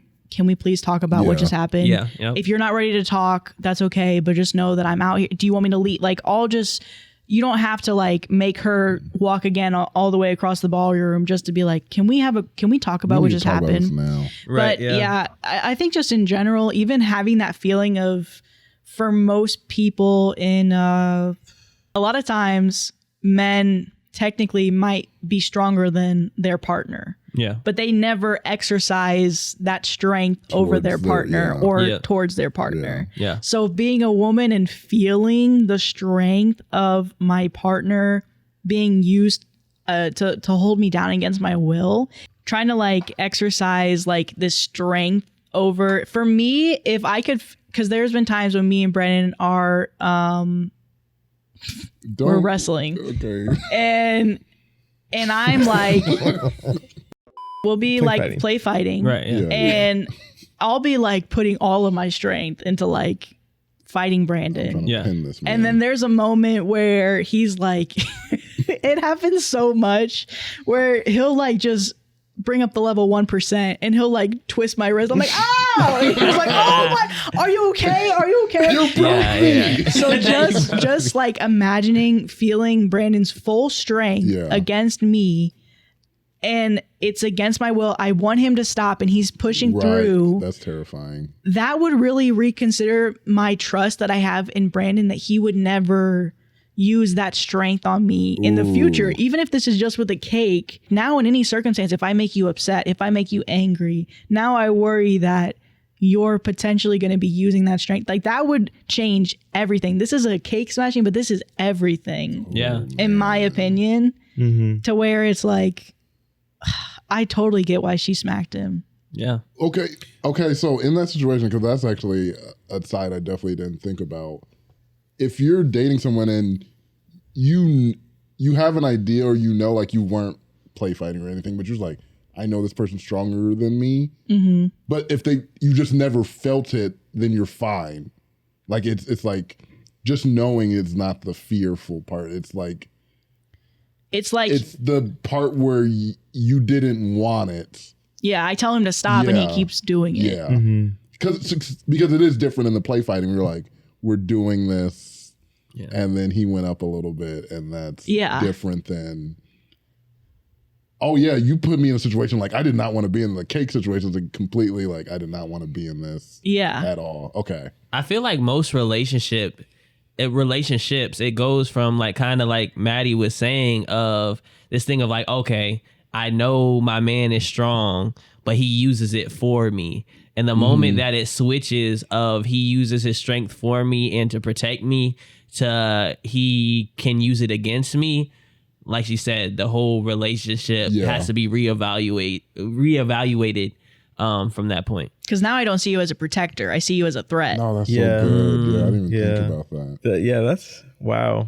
Even though women, I've had girlfriends who are like, let's wrestle. I'm like, you don't, and they be going so hard. You're like, I'm trying to match you, but then like you go a little bit. I'm like, I'm not trying to, but you're the one adamant about wrestling me. I'm like, I didn't come. I'm like, let's wrestle. You're like, let's wrestle. The issue is when it's not a proper response of, are you okay? Yeah. Like it's no. If he grabs you and just like picks you up into the fight, I'm like, that's a problem. You shouldn't do it. But I'm like, we're also like, and you made a joke earlier, like some girls like it like a little rough in certain situations. Not even rough. I didn't mean it like that. Right. Yeah. I didn't mean it like that. Yeah. Well, I guess I kind of didn't mean it. Like it's just like women like to be picked up. Like that's the thing that I found out about that, because I you know what I mean, I read some freaky books, you know what I mean, and stuff like that. God. And so you know in like the like BDSM, do you know what BDSM is? Yeah. Okay, so like in BDSM, like the main thing that I kind of realized, because you know, I've been around, you know, certain scenarios where like people like really extreme kind of like fetishes and stuff like that. And so at first I didn't understand it. I'm like, this is crazy. I'm like kind of judging them a little bit. But the thing is, and what I figured out is like, it's okay for them and it's, you know, pleasurable for them in the controlled environments. Like that's why like, you know, the safe word is like such an important thing, because it's okay as long as they know in their mind that Once I'm no If longer it- comfortable, Yeah, you're gonna there's a It's way stop. gonna out. stop. Yeah. Exactly. Yes. Yeah, I don't have that fear of like this going too far. 'Cause I know Right. I can get out of it. Yeah, like in their mind, they have to know that they're in control. Not even in their mind, just in general, they have to know that they're in control of the situation. So if it takes any turns that they don't like it can stop immediately. Yeah. Yeah. And to piggyback off of what you're saying with the whole like I can't trust you thing, yeah, because being on the opposite side of that, like, you know, just having the wherewithal to withhold strength. Yeah. Yeah, the second the struggle comes in the first time, you should know to just back Yeah. up. Like Yep. there doesn't have to be any unspoken word. There's no need to commit to a bit. If someone is struggling, you stop. Yeah. Yeah. Especially if they don't want it. Yeah. Because I don't want you to be in fear of me. Yeah. Ever. Yeah. That's crazy. But then I was also thinking too, this is crazy because this is at the ripe old age of 38. Yep. He's doing this at the ripe old age of 38. That is crazy. 38. And, you know, it's like, you know, just reading the social cues. Like, 30, why would you try again after the first time it went sour? Like, Right. 1738. why would you go back and do it again? Well, like, there's, Yeah, doing Like, it even- again. It went well for him. It didn't go well for her. Right. got he the didn't pick up on approval. that. yeah. Well, I'm how- like, I saw her face. I'm like, did you see her face? Did you see what like she looked like? That's He, what I'm like. he didn't Right. care. Yeah, he wasn't even paying attention to that. And that's why it's I'm like, that's the problem. I'm Yeah. okay with you breaking up with him because I was thinking, I'm like, you're just doing this for your family. Your family's like, so like, they're like, yeah. And they're like laughing at your embarrassment. I'm like, oh yeah, that's breaking up. But they even putting Maddie's thing on it where I'm like, dang, like you'll do this just like to show your dominance over me and this power over me. And I'm like, now I don't know if I want to be, you're doing this in public in front of everybody. What are you going Right. to do for me in private? Yeah. I'm getting out of this. Yeah. And then I think the worst thing too is the natural environment. So even just that culture in the room, the moment she retaliated for what he did to her, that's too when far, something was honey. wrong. You went too far. So he was Right, yeah. never shamed for what he did. She was They're shamed for clapping. fighting back. Mm. And Yeah. that came from a woman. Yeah. It came from a woman. It came from his mother. The mom's depressed over. I'm like, okay, mom, your son's 38. What are Yeah. you talking about? 38 and he did a bad thing in front of everybody. And then I think one thing I will have to applaud is just the friends being supportive because Yeah. you could tell it was Yeah. like it didn't make sense to me that it was so two-sided. Like there's the family and then there's the friends. Like no one on the family side thought that was a problem. Right. Yeah. That's crazy. What do you mean? Yeah. And then the friends are like, okay, yeah, we can go It's crazy. here. Yeah. We can celebrate like this. And she's like, I don't even have the energy for it. And at least like, okay, well, let's just send you the money back. Yeah. Like those are, yeah. Because I feel like in a good. Sorry, I didn't mean to cut you off. No, Go you're ahead. good. I would say, I wouldn't be surprised if they went to go check in on her the next Right. day or the Yeah. next hour. Because I feel like a good family would definitely hold like that son accountable, being like, what's wrong with you? Like you saw Yeah. she didn't want that, whatever. But like, you know, this family was on the same thing of him of like being oblivious and like, oh, she slapped you and like staying in that instead of like, okay, why did she feel the need to do that? Mm-hmm.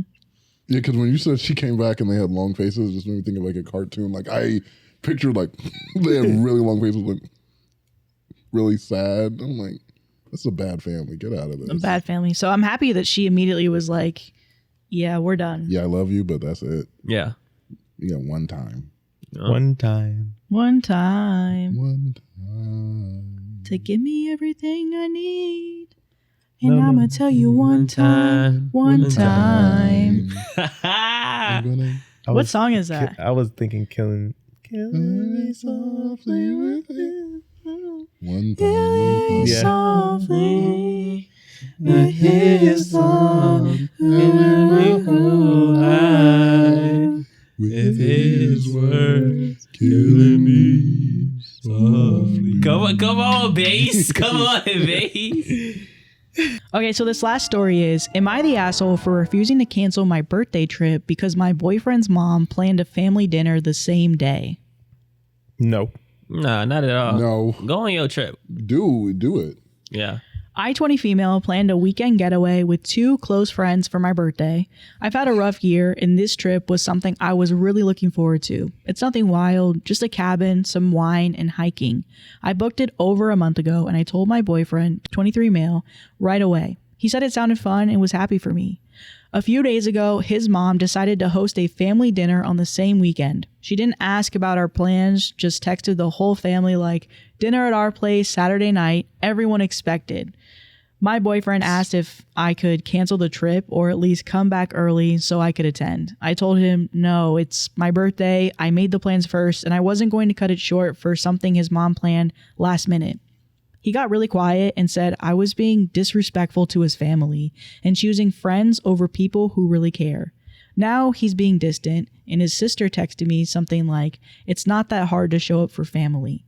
I don't hate his family, but this felt unfair. Am I the asshole for sticking to my birthday plans? No, yeah, y'all ain't even married. Like, you are not officially a part of, like, you know, the family to where you have obligations like that. Right. And the thing is, like, okay, that's valid that, you know, the boyfriend felt, you know, a charge to go be at this family event or whatever, but that doesn't have anything to do with her birthday or her birthday plans that she made in advance. That's a priority. And also, when future mother-in-law is planning stuff like that, she shouldn't just have a date and then expect that everybody can attend. Right. It should be like, hey, dinner at my place is whoever can come, or like being like, hey, what's a good day that works to do this? I want to do a family dinner for everyone. You're setting yourself up for some type of failure because not everybody's going to be able to make it, and not everybody should be shamed for not being able to make it because they already had plans. That's not fair. And then everybody's expected. Like, what is going on? It's just a dinner. Like, right. Yeah. Literally. What expected? So if I don't show up, what's going to happen? Right. You're going to be kicked out of the family. Right, because it's just like, you can't fill me in when I get back from my trip if it's that important. Mm-hmm. He should have it would have been nice if he spoke up for his girlfriend in the place of his mom being like, hey, dinner. He's like, oh, she already has plans. She's going away for her birthday. She won't be here. And I feel like most moms would be understanding of that, of like, oh, okay, well, yeah, you know, she can join us the next time or something like that, whatever. Understand a trip? I paid for a trip? Like, right. Everyone would understand that. Like, sorry, I can't make it. Yeah. Mm-hmm. And we didn't hear anything from the mom, so we don't necessarily know what her response would be. We're just getting the brother and the sister of like, oh, you should make it to this family event. And it's like, what? I do have an assumption, though, that they are talking about it for the sister to also be like, you should really make time for family. Right, you know, like I feel like a discussion or something. They have a certain type of, they feel a certain type of way that she's not canceling her plans to come, which I'm like, that's an issue if you can't bend over, if you also can't, like, if you're not okay with somebody not being able to bend over backwards for you, like, you should understand that there's a thing called availability, and if it works, it works, and if it doesn't, it's not the end of the world, or it shouldn't be, people shouldn't be shamed for not being able to make stuff like that. I don't know. It's just. Have you guys ever done that as a sibling to a sibling significant other? Like, text them like, hey, what are you doing? Like, been the sister in the situation? No. Because I always thought that was weird. I'm like, do people do that? Mm-hmm. Right? Yeah, it's weird. We keep hearing stories where people, like, people's siblings are like talking to their significant others and like, why are you doing this to my brother or my sister? Nah, I've never done that. The only thing I did that was close to that was like, I feel like they were going to some dance or they were going out or something. It was like one of Jazz's boyfriends, and I was just like, you need to have her home by this time. And I ain't playing with you. Whatever. Like, but real, I don't know. real? I think I had seen it in like a Disney movie or something. I'm like, oh, I'm gonna try this out. Yeah, I'm gonna let him know the law of the land. He's a bad guy.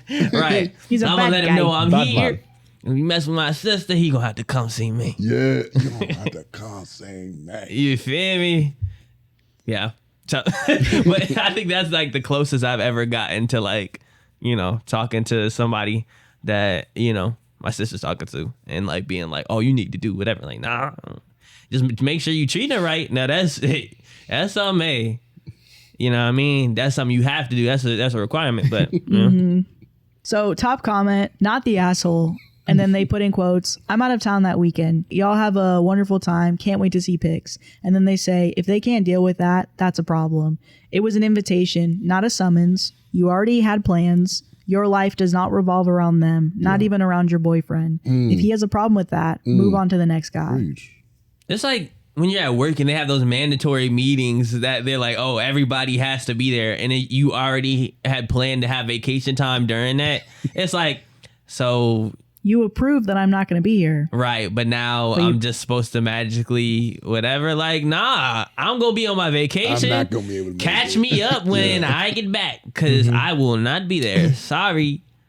I used to do that on one of my jobs. I didn't even have no vacation time. They would just put like randomly pop, oh, this is a mandatory meeting on like a day that I'm supposed to be off or like a time where I'm supposed to be off. I just wouldn't come, and they didn't like me for it, but I was just like, hey, it is what it is. I'm sorry, I don't like this job that much. I'm not that invested. I go, I do my job, and I do it well, but I'm not. You trying to tell me what to do on my day off? Yeah. Is it paid? In my time off? Exactly. Nah, like No? it would be normal pay. It would have been like normal. Exactly. I used to do that every time, and they be like, oh, you Josh never come. Yeah, I don't, and I won't. Yeah.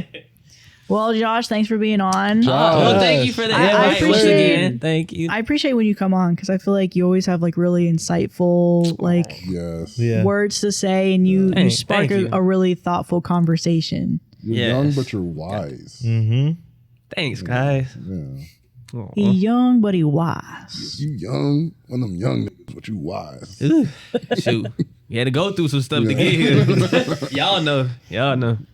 All right, we'll see you guys next time. Bye. Peace. Tonight's stories. Family reunion. The girls are going to Miami. Worthless nephew. Not telling my boyfriend. Hello, everybody, and welcome back to the Comfort Level Podcast. I'm Maddie, and I'm here with Brando. Sam. Yvonne. And thank you for Yvonne being here as a guest and also sponsoring this episode with Chocolate Bar. Chocolate. Yes, I brought chocolate and I want us to try these Lay's Indian masala. Yvonne. Okay, so should we try this now? Yeah, let's do it. Wait.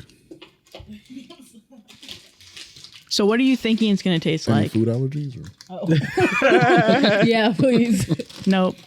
Any listeners? Do we have any food allergies before we open write this your bag? food allergies in the please. comments just to be safe. And just to be safe, we're gonna keep it in this room. We're not gonna put it in the comments where I'm you gonna guys put will a be chip in the at. comment. Don't put a chip in the comments for all the people with allergies. What is it made of? Teflon? Yeah, I had to just rip it There's down. no way you'd open it like that. Such a chaotic That's way to crazy. open it. I've never seen anybody open a bag like that I've never felt intentionally. so weird about a bag being opened before. And now we're supposed to eat out of that? That's Yes. crazy. Okay. Cheers.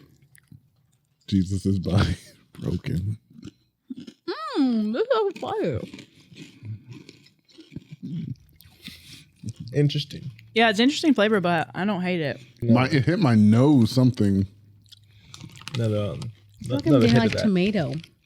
The taste, I'm smelling different things, but the taste is just salt to me. I feel like I'm getting like a vinegary tomato. You're not getting a vinegar? I'm just saying tomato. There's like an acidic. I would not buy another bag. I think I would only keep eating it because I'm starving right now. No, these are fire. She loves them. Thank you, Yvonne. Thank you. Thank you, Yvonne. That was really nice of you. You're welcome. It's delicious. You gotta get Sam his soju.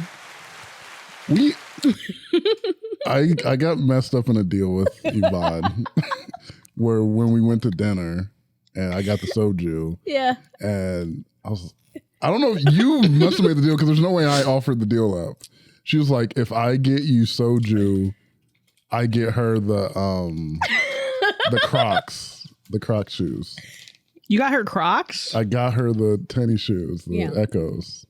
They're in the I lost in this deal. I don't know why I agreed to it. She got a way better deal. She got a way better deal. She got me 3 bottles of soju and I given her Echoes. I think that's a wonderful deal. How much was the soju? I don't know. She wouldn't even tell me how much the soju was. It was I feel like it's not close to the Echoes. $8 a bottle. So not even half. She swindled you.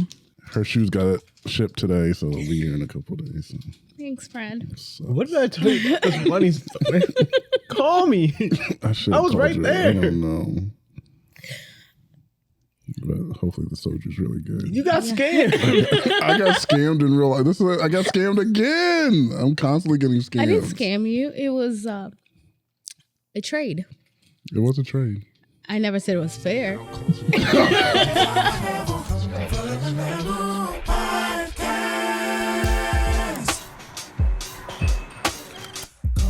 So this first story is, am I the asshole for not telling my boyfriend about his daughter starting her period and giving her Midol?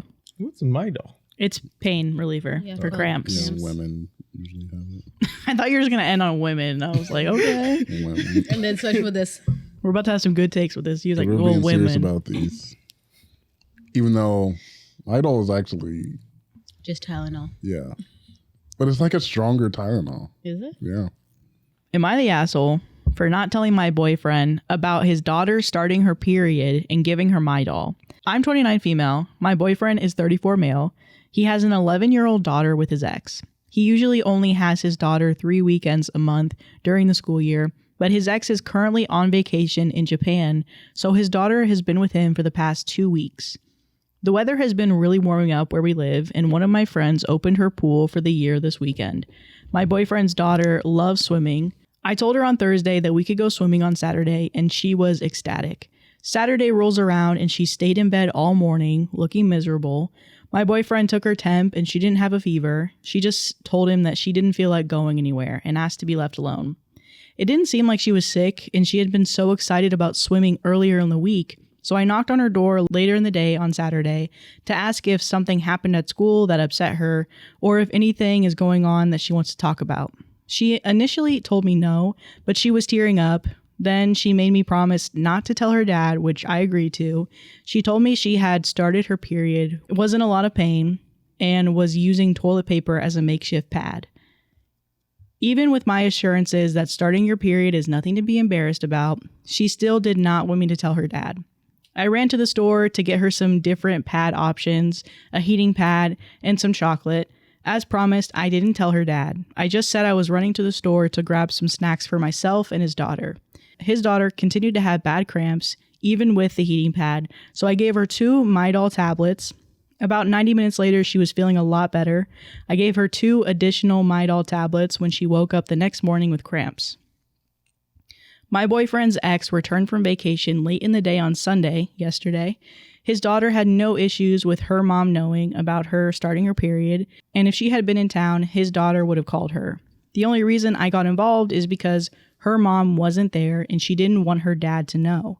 I knew his daughter would tell her mom once she was back, and so it was just about a day and a half of me helping and not telling my boyfriend. I figured if his daughter's mom thought my boyfriend should know, then her mom should be the one to tell him. And as I made a promise to his daughter not to tell him.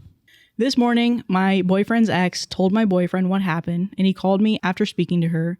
He was furious with me for not telling him about what he called a medical condition and for giving his daughter over-the-counter medications without his approval.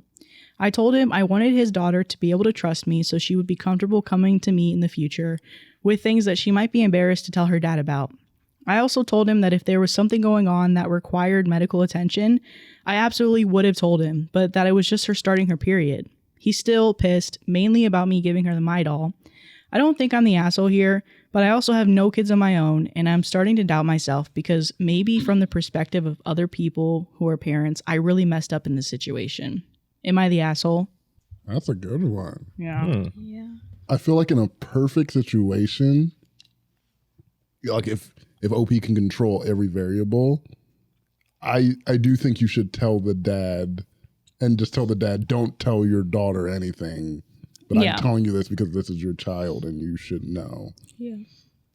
But like that's not always perfect because you're like, you don't know if the dad will say something like the dad be like, hey, blah, blah, blah. And then you ruined your relationship with the daughter of this person you're trying to get closer to. Mm-hmm. So I get why OP did it. And I get the reasoning of like, I was just being there for her. I did give her Midol pain pills. And I didn't think it was a big deal. Because in my head, also as a non-parent, that isn't the biggest deal. Mm-hmm. But I do get why the dad would be mad about it too. Because I do think they deserve to know. But this is the stuff that also happens when your parents aren't together, and it's those weird things. Like if they were married or still together, like that conversation probably easily happen between him and the kid's mom. So I don't think you're like an asshole for it, but I'm like, you're both kind of in the right to me. I agree with that sentiment. I don't think anyone necessarily sucks here, but you know me, I've been on this whole kick of some stories don't belong on Am I the A-hole? So I think the thing that makes it more so, it's like withholding information. Yes, you gain trust with the daughter, but you also lose a little bit of trust with the significant other.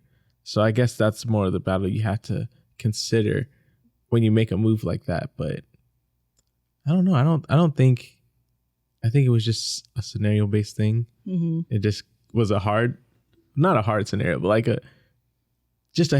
not even a hasty decision.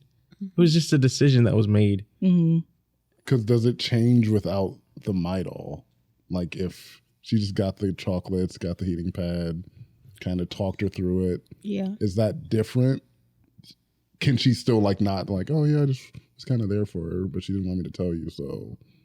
And I didn't. Oh yeah, I guess adding the drugs too, because plus you got like stuff like family history and stuff. Yeah. So, like, are you coming from a family of addiction and things of that nature? You're more susceptible to that stuff, or yeah, I guess adding the drugs is where you could argue that she was probably in the wrong for doing that. I think me personally, because the overwhelming majority in the comments were like, you're not the asshole.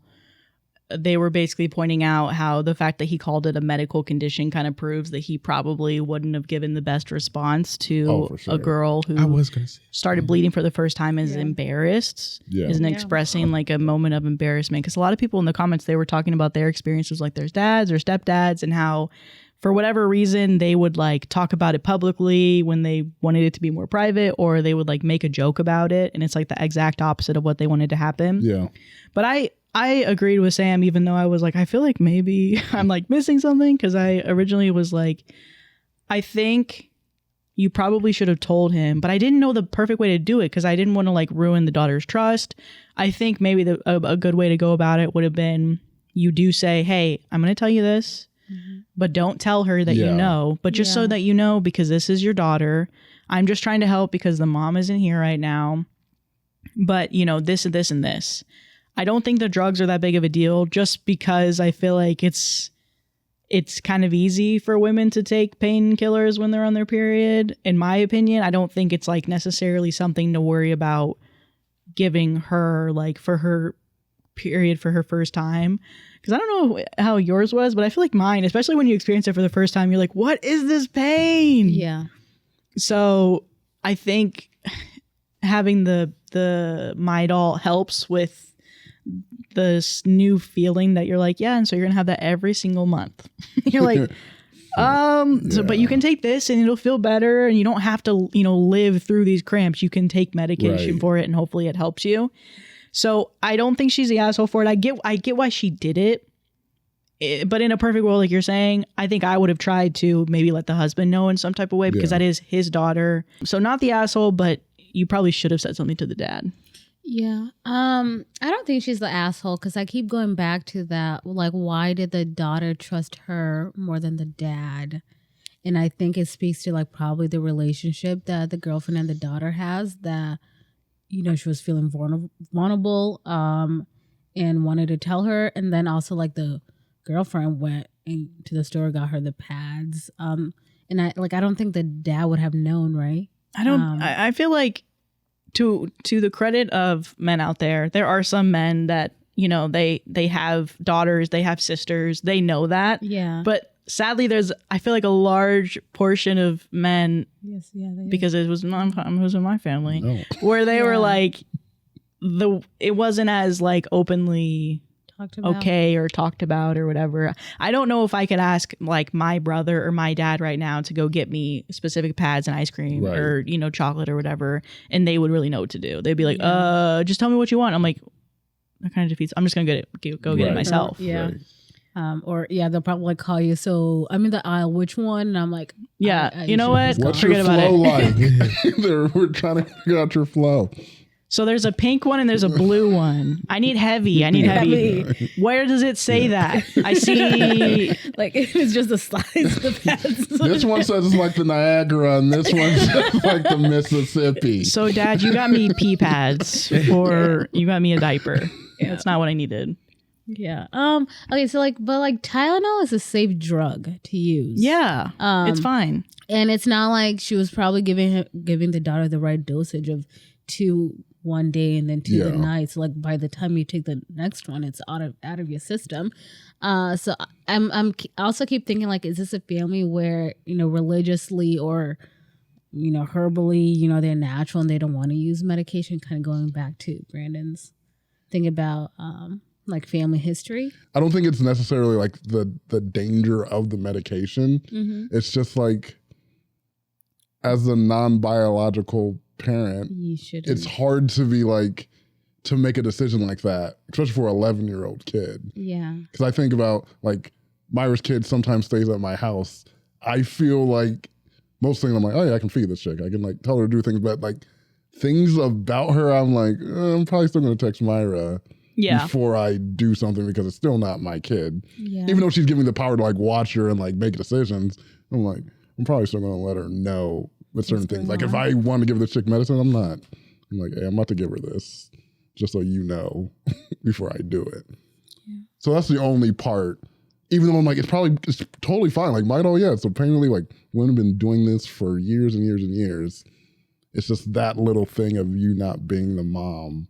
Because the mom, if the mom was there, she was she probably wouldn't even have told her. The dad probably would never have found out. Yeah, until a long time later. Yeah. Do you think the dad's reaction was an overreaction or was it warranted because it was her first? I think it was an overreaction, especially because I think OP probably would have mentioned if the mom had felt some type of way. Yeah. Mm-hmm. And it didn't seem it just seemed like the mom just told him. Yeah. And didn't have some it's you could be hey, I wish you had told me, but I'm not getting really angry about it. I'm actually, thanks for being there for my daughter. Exactly. Yeah. That's really because I would have struggled trying to go through that with my daughter. So I'm glad that you were there to do it and that she had someone that would make me proud. I'm dang, you're my girl, man. I can rely on you to do things for my kids, and she feels comfortable doing that. Yeah. Because if OP would have never gotten through to the daughter, she would have just struggled in silence until at least for another day and a half until her mom came and got her. Yeah.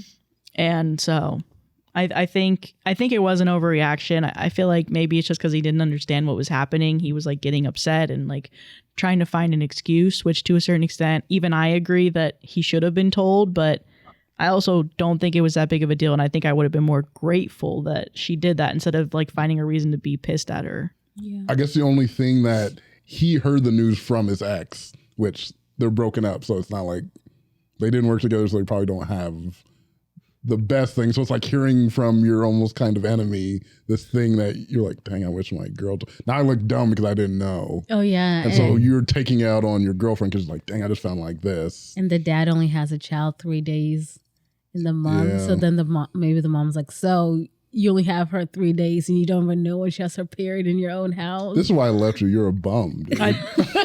Yeah. Well, I hope they're not enemies. They could be though. Yeah. I definitely hope they're not enemies, but at least enough that they're not in a relationship together. There's something that caused them not to be in a relationship together. Right. So it's not necessarily the person you want to hear things that happened in your house after the fact. Yeah. Yeah. So, top comment. My mom insisted my stepdad had to be told, and he teased me by shouting it out of the van windows to strangers while I screamed and cried to stop. I'm 45 and I haven't forgiven either of them. Dang. Not the asshole. Because honestly, I think me personally, I don't know if I would be don't tell dad, but I'm only going to a woman who understands. Yeah. Yeah. I'm thinking my dad didn't make me feel bad, but I didn't tell him. Exactly. Yeah. I don't even know how my dad. I don't think how my did dad he- knows. How did they find your dad? I Your don't think my to this dad day knows still doesn't even. know. I was like, I'm waiting for her to hit Like, puberty, did he ever but take I haven't heard classes? anything. Like, I don't Yeah. know. I don't think she's still my baby. Yeah. Still my baby. Oh, that sucks. That going back to the story, the daughter wanted to go swimming Yeah. and she couldn't. Uh-huh. I hope she goes to a Miami trip one day. Like this Like this next next story. story. I hated I had to that. really think about I it. didn't want to be a part of that. We're all just like, We're like, yep, yep. It is crazy. I think what made matters worse is that it took so long to build up before it actually. I'm so rusty. I'm we sorry. know what's happening. Yeah, we all know what's happening. The build-up is unnecessary. Okay, so this next story is from r/comfort level pod. We got to show them some Yes! love. It's We're been a while. back. It Yeah. has been. Am I the asshole for still going on a Miami trip after my husband told me no? Why did your husband tell you no? Yeah, we know it's probably he's a jerk. So, Well, If he ain't paying for it, girl, go. Spring break time. or what if he did pay for it and she still went? Ooh. but it's a family husband, money. right? Yeah, it's a family money. It's family money. I got it. You're probably not the asshole. We'll see. Hey everyone, thank you in advance for taking the time to read my story. I need some sound advice on this issue. I, 26 female, and my husband, 26 male, got into an argument last night because he doesn't want me to go on a girls' trip to Miami. Here's the backstory. He and I were planning a trip to Miami to see his friends, and my friends came up to me a little while afterwards and said that they wanted to plan a trip to Miami. I discussed it with my husband to get his opinion on if we should do one big trip together or separate. We decided to go together since it's cheaper that way. Then we started to plan the trip. Unfortunately, his friends said they weren't able to go, and another one of his friends never even responded, which left just him, me, and my 3 friends. We were still planning the trip, but I started to hear less and less from my husband and anything he wanted to do on the trip. I asked him if he still wanted to go since he would be the only guy there, and he's not really cool with my friends. He said that he doesn't think it's a good idea for either of us to go because we're going to be moving and it's not a good idea financially. He never mentioned anything about this beforehand when his friends were going. Now that they aren't going, it's no longer a good idea. Before I continue, I want to address the moving situation. At this time, we're living with my mom because we're waiting for military housing. We're not paying movers or anything. We don't have a lot of stuff, and we're getting a U-Haul that's probably going to be about $100. My friends and family are helping out, the same exact friends I'm going on a trip with, and I let him know that it wasn't expensive moving out of our old apartment. We're moving up the street, not to a different state. This I reminded him of, and I also asked him, how was it a good idea before, and now your friends backed out, and now you think it's a bad idea? He said he always thought it was a bad idea. He just didn't say anything. Convenient. Okay. Next, he said that I should use my money to save and pay down credit card bills. Here's my issue with that. I'm the finance person in the house. My husband hates when I say we need to save money and pay debt off. He tells me that I'm acting like a mom and that I don't have the right to tell him what to do with his money. So we made an agreement that we would combine our finances and everything in the household gets paid first, i.e., bills, debt, groceries, savings. Whatever is left over, we split 50-50. And we can't decide what either of the other two do with the money since it's our money. His words, by the way. Now he's telling me that I don't need to spend my money to go to Miami and I need to save it to put it back in the house. I reminded him what's done with the household money. We prioritize the house first before what we personally want. Whatever I have left over, I'm saving my personal money to go on a trip, and he can't tell me what I'm supposed to do with my money. I also want to add he's not saying the same thing about his personal money, just my own. I told him he can't tell me what I can or can't do with my personal money. That's something we agreed on because he didn't want that to be done to him. He said that he's not telling me, but he's highly recommending me. But he's literally telling me what to do with my money. I don't pay all the bills, and I tell him to do the same, yet he thinks I'm doing too much. Then he said that going on a girls' trip to Miami is a single-person activity, and a married woman shouldn't be going to Miami. I have to be honest, that threw me for a loop. I just wanted to go on a trip with my friends. He said, I don't think it's best for a married woman to go on a girls' trip. I know 2 other people are married to each other, but 1 girl isn't, and I just think that's single people activities. I asked him how am I acting single for going on a trip with my friends, and he said that he didn't say that I was acting single, but that it's single people activities. I used to live in Key West as a kid. We would travel to Miami a lot and haven't been back since. Down there, we're going to Key West to see my childhood home. On top of everything, my husband has the full itinerary of what we're going to be doing in Miami. It's full of museums, sightseeing. We don't go to clubs, and we don't even drink. It hurt my feelings that he thinks that of me and that he's pushing so hard that I'm acting single if I go to Miami. But now I don't know what to do. I feel like he's trying to control me, or he's upset that his friends are not going, so he's taking it out on me. I've never been on a girls' trip before. The only trip I've ever been on is with family or with him. He's been on trips where it's just him, and we were just talking about him going to see his friends in Texas, and I'm supporting him and telling him to go. But if it's me, I'm acting single and being irresponsible. So am I wrong? Should I sit this one out? Girl, get on that flight. Please get on that Get flight. on that Oh yeah, flight. please get on that flight. Please. I think he's upset that his friends couldn't go, and so now he's like, I don't want to go if it's just girls. Yeah. But I don't think it's fair that he's like trying to be like, well, maybe you shouldn't go either. Maybe you should put that money in the house. We don't really have money for that anymore. Yeah. It's like, Yeah.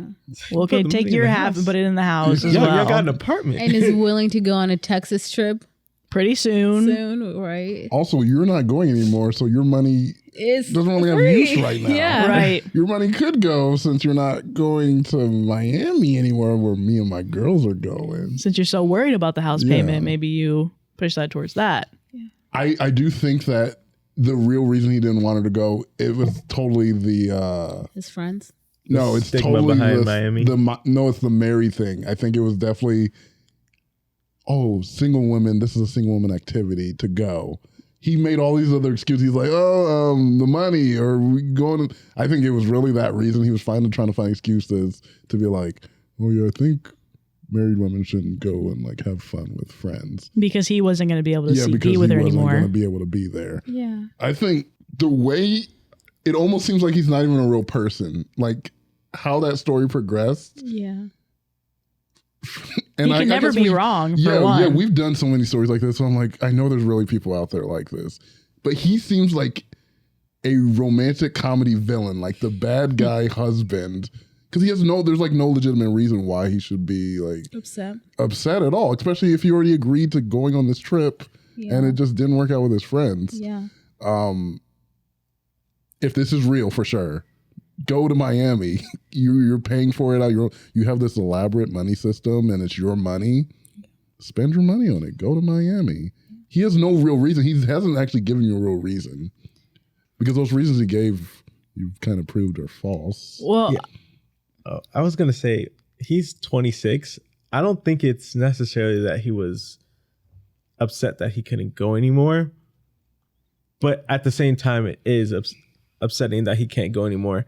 Because I remember when I was growing up, at least for me, like Twitter, like the Miami girlfriends going on Miami trips, they always end up horrible. Like they would like, it would be like, yeah, like, you know, cheating this, blah, blah, blah, that. Mm-hmm. And I think that's where he's like thinking from, because, and the only reason I think that is because he said the, what is it? The Huh? Single friends. Like that's a single activity. Mm-hmm. And I'm like, I'm pretty sure that's where it's coming from. I think that's where he's coming from, which if that's the case, yeah, get on the flight. Cause if you're not going to do that, you're not going to do that. Like, there's no, I think he's coming from a place of fear. Yeah. I think that's where he's coming from. But I'm also like, do you not trust your wife? Right. Because that shouldn't be a concern. Yeah. I was I'm in not saying that's right. Miami in a whole relationship. I just sat there while my people did their thing.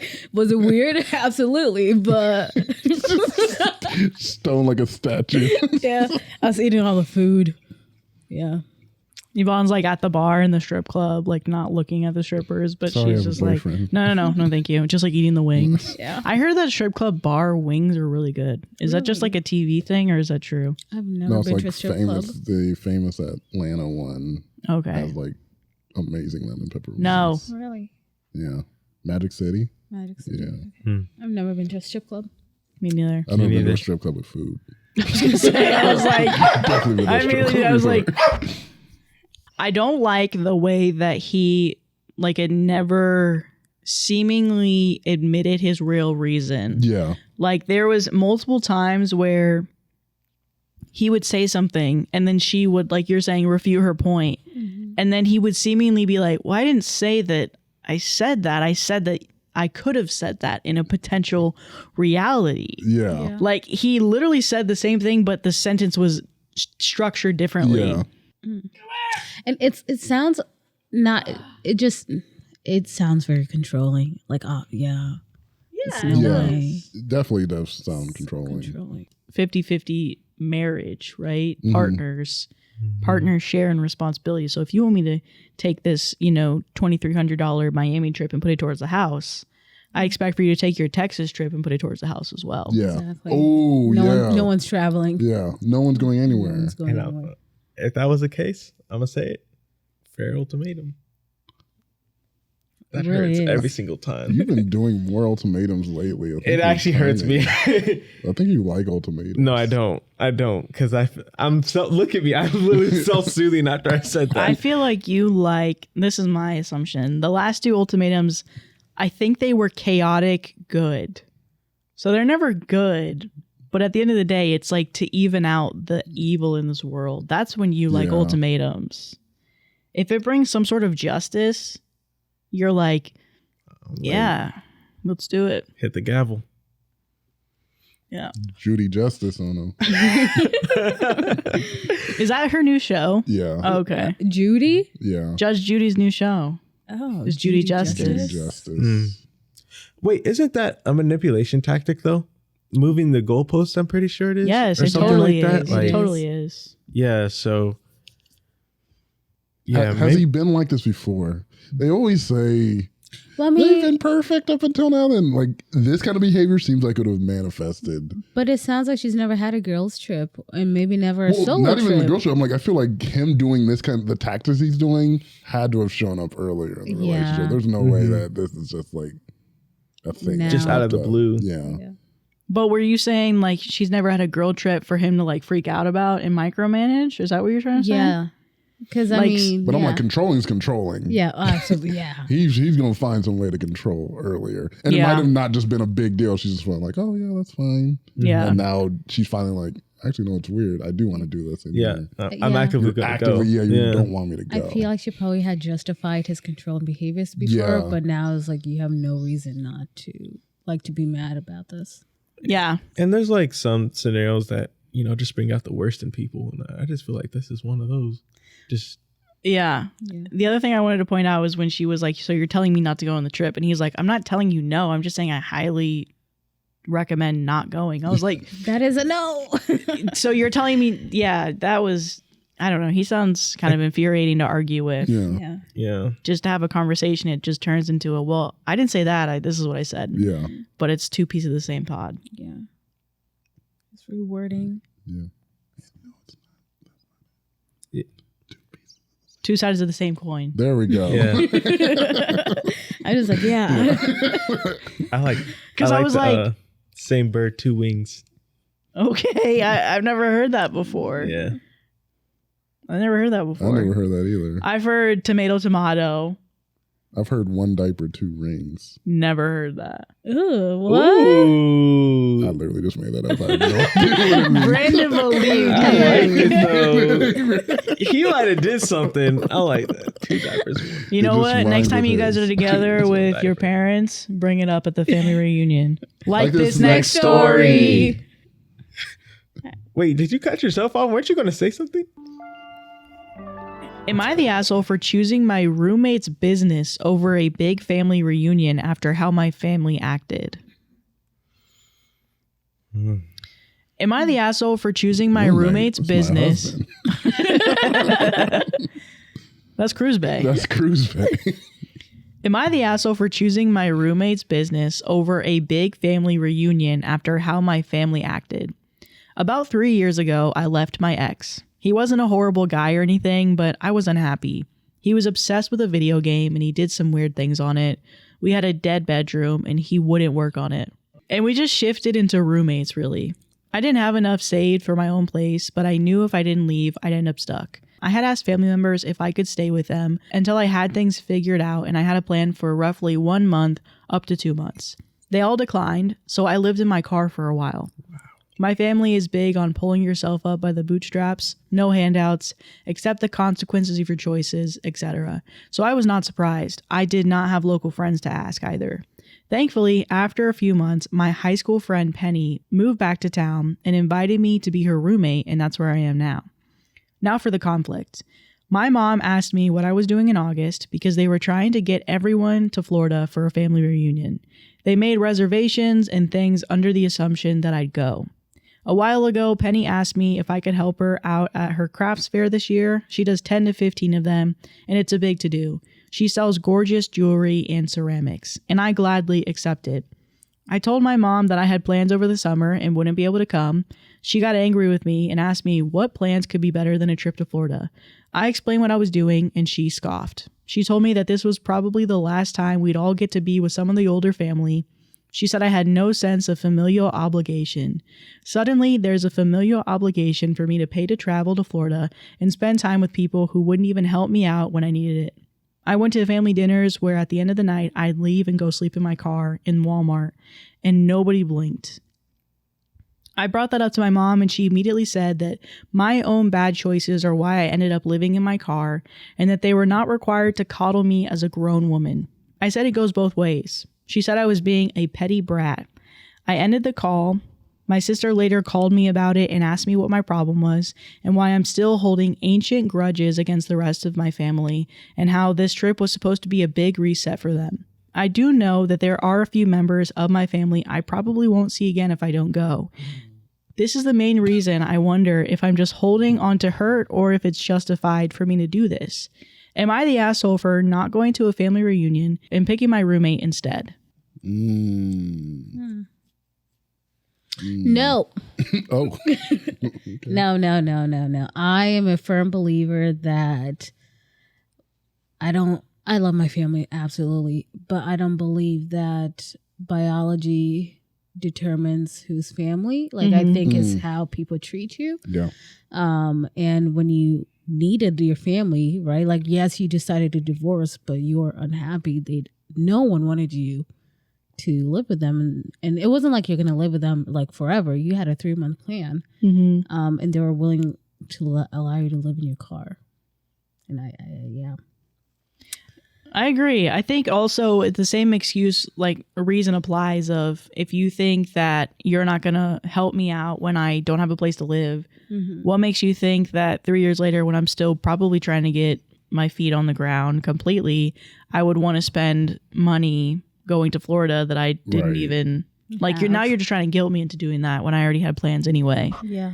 I definitely don't think you're the asshole for that. I think, the comments I think say this as well, but they assumed that you would go, so they didn't even ask you if you could do that before they put money down or expected you to go. People in the comments mentioned though, like, go on your trip, have fun, and send some cards to the family members you don't think you'll see again and be like, hey, I love you. I'm thinking about you. Yeah. Like, if you truly are like... You'll be dead soon. See you in heaven. See you in heaven. Happy for when you die. Yeah. I would say I'd see you in heaven, but, some of you, so I'll see you never. You're saying that might not go to heaven? There's a few. No, I'm just kidding. Some of you, I'm never going to see you again. Yeah. I know that. And that's because of what I'm doing, so I won't be up there. Yeah, but I'm also like, do some of these is Florida just a choice? Like, oh, let's have some fun and family members live in the same state. You can still see your family members outside of this family trip. Yeah. So, yeah. Yeah. I guess. Yeah, I don't think she is. The only thing that just brings me concerned about the whole story is like, to me, I'm big on family too. I don't see why somebody would just say that. Like, it's like a whole, like everybody was saying no to OP for living with them. Oh, you think there's a reason behind the no's? I'm not saying there is, but it's like, is what they were saying not that it holds merit, because I don't think even if you make a mistake, I firmly believe there should be second chance at least. Like, okay, yeah, you made this mistake. Let's work through it. But that's the thing. If you're going to live in my house with me and you made a mistake, we're working through it. Like, you can't just stay here. Like, there has to be some sort of resolve or some way to know that I know you're getting better. Yeah. But yeah, I don't think she is. But I'm just really questioning why all of the family didn't do anything. Like, nobody was on her side. If they really do have this family mantra of like, you got to do everything on your own, and once you're an adult, you got to do things, which I do think, I feel like it's prevalent, especially in America, of that kind of mindset. Mm-hmm. Like, I do think it's like, it is kind of weird to me now that I think about it, that there are parents who are like, at 18, you're out. Yeah. Like it's a set date, no matter what the development of their child is or what their child is. 18, you're getting out, and it's like an expected thing that people are just like, you're done at 18 and you're supposed to leave and go be in college, support yourself, go make your own decisions, go live on your own, and just do that.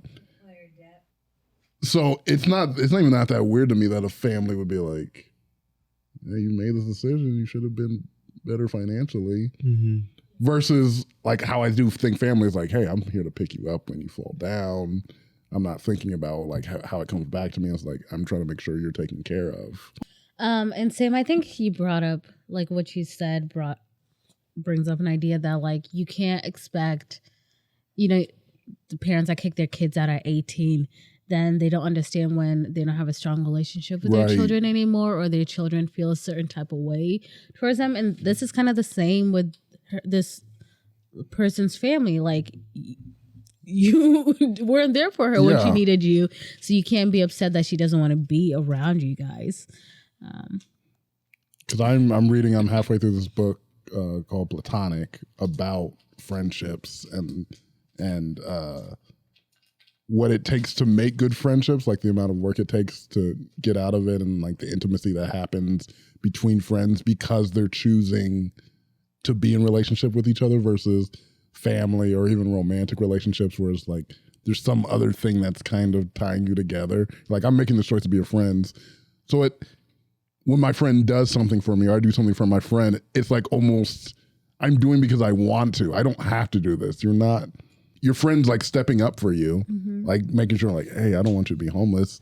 That means something because they didn't have to do that. There was no obligation for them. Yeah. So I'm like, I already feel closer to you. You naturally want to reciprocate that. You like naturally like you help me out in a place of need. Now you need my help. Of course I'm going to help you. Mm-hmm. Like that's what you want to do naturally in a good friendship. And my family, you're there. Yeah, you give me life. Yeah, we don't have that necessarily relationship that I'm going to ditch someone who did do something for me, who did help me for some obligation because we're family. We have the same blood. Yeah, totally agree. I feel like the family contradicts itself too, in a way. Because it's like, we're not going to help you financially, but we will give you another financial burden of going on this trip. And we thought about you, but it's like you didn't. Yeah. Because the last time you saw me, I was in a financial bind. Which was 3 years ago. Yeah.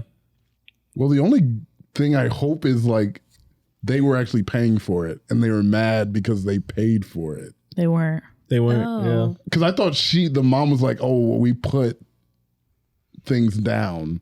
Even if she put things down, I think it was still the expectation that you're going to pay her back.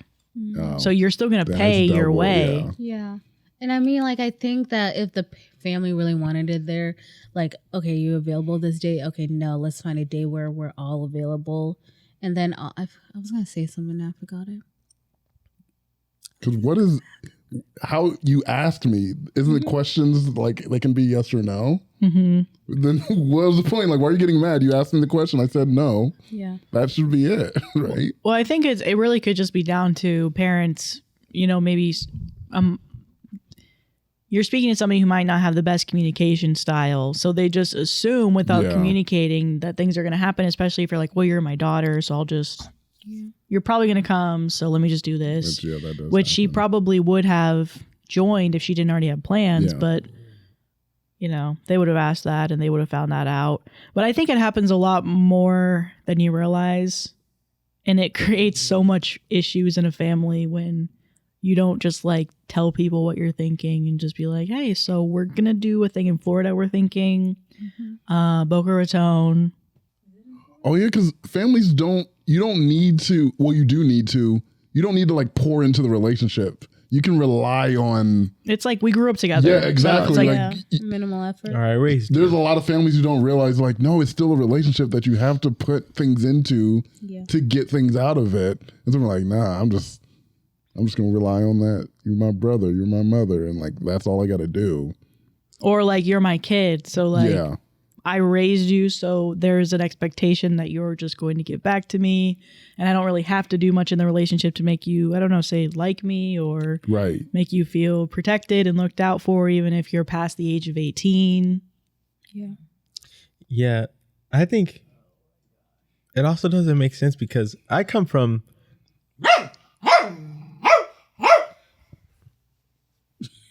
it's just there's a reason why you don't have a mic. So I don't know if you're like trying to chime in at a certain point, but but really. And why do you think you can say that though? Was he silent or was he silenced? So you don't think, so you think she's the asshole? Husk, we can't give him a mic then. No. Wait, why? Because family's family. And if you're part of the pack, you don't look back. That's actually really good, Oscar. Yeah, wow. I never thought about it like that. Give him a mic. Oh, because blood's thicker than water. It is. You're right. Facts. Okay, you're repeating yourself at this point. Yeah. But Brandon, you were saying. My family, love them to death, but we don't plan things a lot. And it is very spur of the moment, spontaneous. Maddie's smirking at me. Like we went on a trip and literally had no itinerary. It was just like, we're just going to let the day take us. And it was really fun. But for a person like Maddie, it's like, I need stuff to be planned. I was stressed out. So I can know what's happening next. But I'm like, hey, it is what it is. You going to be all right. Yeah. We going to make it through. That's my And family. We just like, okay, we're all going to go here and then we'll figure it out. As long as we have a hotel and stuff. Like, we have an idea of what we're going to do, but like. But then there's that thing, you can do that. You can have poorer communication if your relationship is strong. Yeah. Because when your communication's poor and your relationship is poor, you start assuming things, you start thinking the worst of everything because you're like, I don't have a good relationship with you, so I'm automatically going to think the worst of you. Yeah. I'm automatically think that you're either trying to harm me or get over on me or whatever, unless I have a good relationship with you and we had some kind of bad miscommunication. I'm like, oh, but I love that person. I know that person. So it's fine. Mm-hmm. And a lot of families don't have the good relationship and they're relying on, there's so many issues happening out of that because they don't have that relationship at all. Yeah, no, I agree. And then I also think that like some parents don't realize that their children are adults now. Yeah. And they have, we've always had free will, but as an adult, you have so much more free will. So I'm like, I don't need to be there if I don't want to. And you can't be upset that I don't want to be there. Yeah, and especially OP being put in that scenario, all those people are just reminders at this point to her. Just reminders of, oh, these are people that just left me. If I was being left out to dry, y'all the face of it. They're in a line. Yeah. No. Yeah, because I keep thinking that, like, she said she went to all these family dinners and at the end she would just go sleep in her car. And they all knew and were okay with that. Right? Like, nowhere in there was no one like, hey, come stay in my house. Yeah. Like, not even one day. See, that's what doesn't, that's what I don't get. It's like none of them, like not even a day. Yeah. Hey, just spend the night here. None of them did that? Am I the asshole for building a ridiculously high privacy fence for an annoying neighbor with Down syndrome? We bought and moved in October 2020 and then quickly built a fence for our German Shepherd who has hated this whole family since day one for no reason. We already have a 6-foot privacy fence on that side of the house, initially for them to get some peace from our dog. Fast forward to today, my neighbors are very elderly and they have a son, Jeff, 54 years old with Down syndrome, who lives in his own apartment they built behind their garage. 2 of his windows face our privacy fence and back deck. Before we built the fence, Jeff would just stand in his window and stare at us. Now he stands on a small ladder in his window and stares at us. He's a nice guy. He's a couple years older than me, but mentally he's probably 8 to 10 years old. We have had problems with him in the past. Him shining his flashlight at us while we were in the hot tub and our bedrooms at night. His parents took care of that for us, but lately Jeff is yelling at us to turn him off from another window when we are outside with our dogs at night with our porch lights on. Now, here's the problem we have. Jeff is very nosy and he wants to talk every single time we're outside. He'll say hi to me 4 to 5 times a day on the weekend and try to start small talk. My wife is over it and I'm very close to building a 12-foot fence over there. Oh my God. Am I the asshole? Is that legal? I don't know. What? I mean, at the end of the day, he's just being a bad neighbor who's like peering into your backyard. And so if you're going to build something just because you have a weird neighbor, whether he has Down syndrome or not, then Yeah, because I feel like that's not wrong. as a person who doesn't want interaction with my neighbor, I support you in this. Yeah, but I Good mean, luck. if he's, I have a lot of questions, but like if he's operating between the ages of 8 and 9, he doesn't know social cues. If he's operating at the age of 8 and 9, how's he living in it? And maybe I'm just thinking like in an apartment, like in a traditional apartment, and it might not be a traditional apartment. Well, he's living with his parents. Yeah, he lives Yeah, in but- like a separate house in the back. Yeah, but that's still separate, right? Like, why not still in the house? Or go take him to, because it also said the parents are older, like go take him to an assisted living or independent like living facility. And I know that's pricey, right? But No, because people can have Downs and have like the mental faculties of an 8 and 9-year-old, but still can take care of them, like cook for themselves and clean themselves, because kids can do that too. That's true. So like, I think it's more along with the social cues of like, if I don't want to, I'm not going to do anything as OP. I'm not going to go to the parents and be like, can you keep your son, like tell your son to stop talking to me? There's nothing really you can do on that front. So I'm like, this is a solution. Whether or not it's legal, I don't know if it's legal to have a 12-foot privacy fence, but I'm like, this is a solution where I'm like, I want to come home to my house and have my level of comfort and like things, and this is how I'm doing it. I don't think it's being an asshole to do that. Well, especially because for me, I would feel uncomfortable if somebody was watching me just in my backyard. It would make me not want to be in my backyard. And so not only the fact that, you know, he's maybe a chatty neighbor, which some people might not like that. Personally, me as well. I'd rather it just be like, hey, little acknowledgement. And then maybe sometimes not even that. I'm like, okay, that's fine. That means we're not speaking, so that's fine. But having somebody like have a flashlight on as they're just like watching you in the hot tub or just out in the backyard, or even just yelling at you to turn your lights off when you're letting your dogs out. I think maybe a fence could help that situation, because no matter what, and until he's not able to see over the fence, I don't want to be outside. Right. So, because to me, it's still similar to like little kids with bad parents who the parents don't do anything to police their kids. So their kids are just like, hey, what are you doing? Blah, blah, blah. And they're like climbing on you, doing like strange kids. Yeah. And you can't like, it's not like you're gonna like backhand the kid. Get away from the kid. You don't do anything to the kid. You would like look to the parent to do anything and they're not doing anything. So you make the effort to like, I'm gonna move myself out of the situation. I'm gonna move. I'm gonna leave this place. Yeah. I'm gonna do those things. I'm like, yeah, I think that's all you can do, really. You can't do anything against the person because they don't have the mental understanding to know what's the right thing to do in the situation. Yeah. I also in support of OP, but I looked it up. At least here, it can't pass 6 feet. oh really? Fence cannot pass 6 feet if it's blocking. You can do chained, but only up to 6 feet too. So top comment, an annoying neighbor is an annoying neighbor. Has nothing to do with having Down syndrome. Yeah. And we all know how much an annoying neighbor can get on our nerves. I would strongly encourage that you build this fence and buy yourself the peace of mind. Which I agree, because again, if this were me, I would never go in the backyard if I felt like somebody was watching me. Yeah. It would just make me uncomfortable. Yeah, I wouldn't go either. So I'd be like, okay, I guess we're not using that.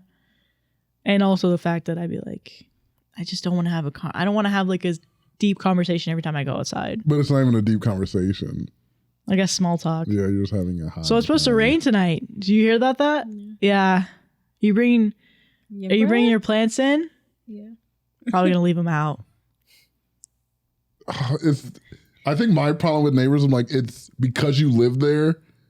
If we get somewhat close, or if we have some whatever, then I gotta say something to you all the time. I can't live like that.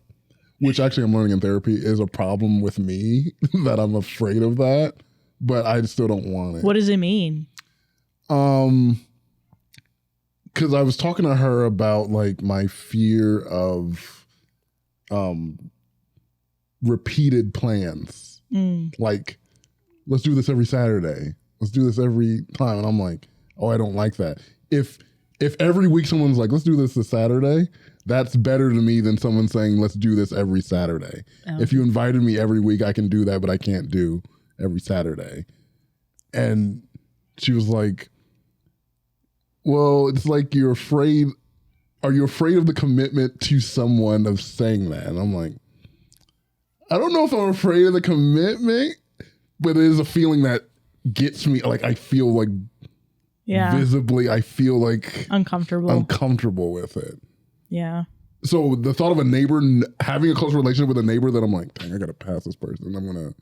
It's terrifying to me. Yeah. I had one like 5-minute plus long conversation with my neighbor one time, and now every time she goes outside, I just go inside.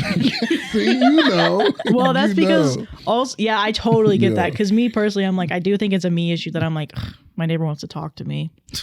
You know, it's like your neighbor wants to engage in a conversation with you and you find a problem with it. I'm like, yeah, because I just wanted to sit out here and like not be talked to. But at the end of the day, that's community. That's not a bad thing. That's a good thing that your neighbor knows you and you know your neighbor. It's so good. This dude was like trying to be nice to me. Like when we had the storms out and there was like branches, he's like, I got my truck if you just want to load up stuff in there. And I was like, oh yeah, I'll definitely get back to you. I ran to my house. Those branches are still out in my yard right now because I'm like, I don't know why. He's like so nice. Yvonne, thanks for being on. Thank you, Yvonne. Thanks for being on the podcast. Thank you for bringing all the snacks and stuff. Yes. Anyone last call? We're good on that. I gotta pass. Huh? No, that's fine. Oh, I wish I'm full. I'm starving, but I'm just good. I don't know. I honestly didn't think they were too bad, but I just don't think I would ever reach for them again. I think that says something. I don't know. I don't mind. Yeah, they were bad to me. It took me a couple, but that last batch, when I was like, I'm hungry, I just want something. And I was like, yeah, even hungry me doesn't want this. Yeah. Yeah, they're bad. But thank you for the sentiment. I appreciate You're welcome. that. This was fun. Adventure. I'm glad I went on it. Yeah. And with that, we'll see you guys next week. Bye. Bye. Just hit the like and subscribe. Just for that. Subscribe.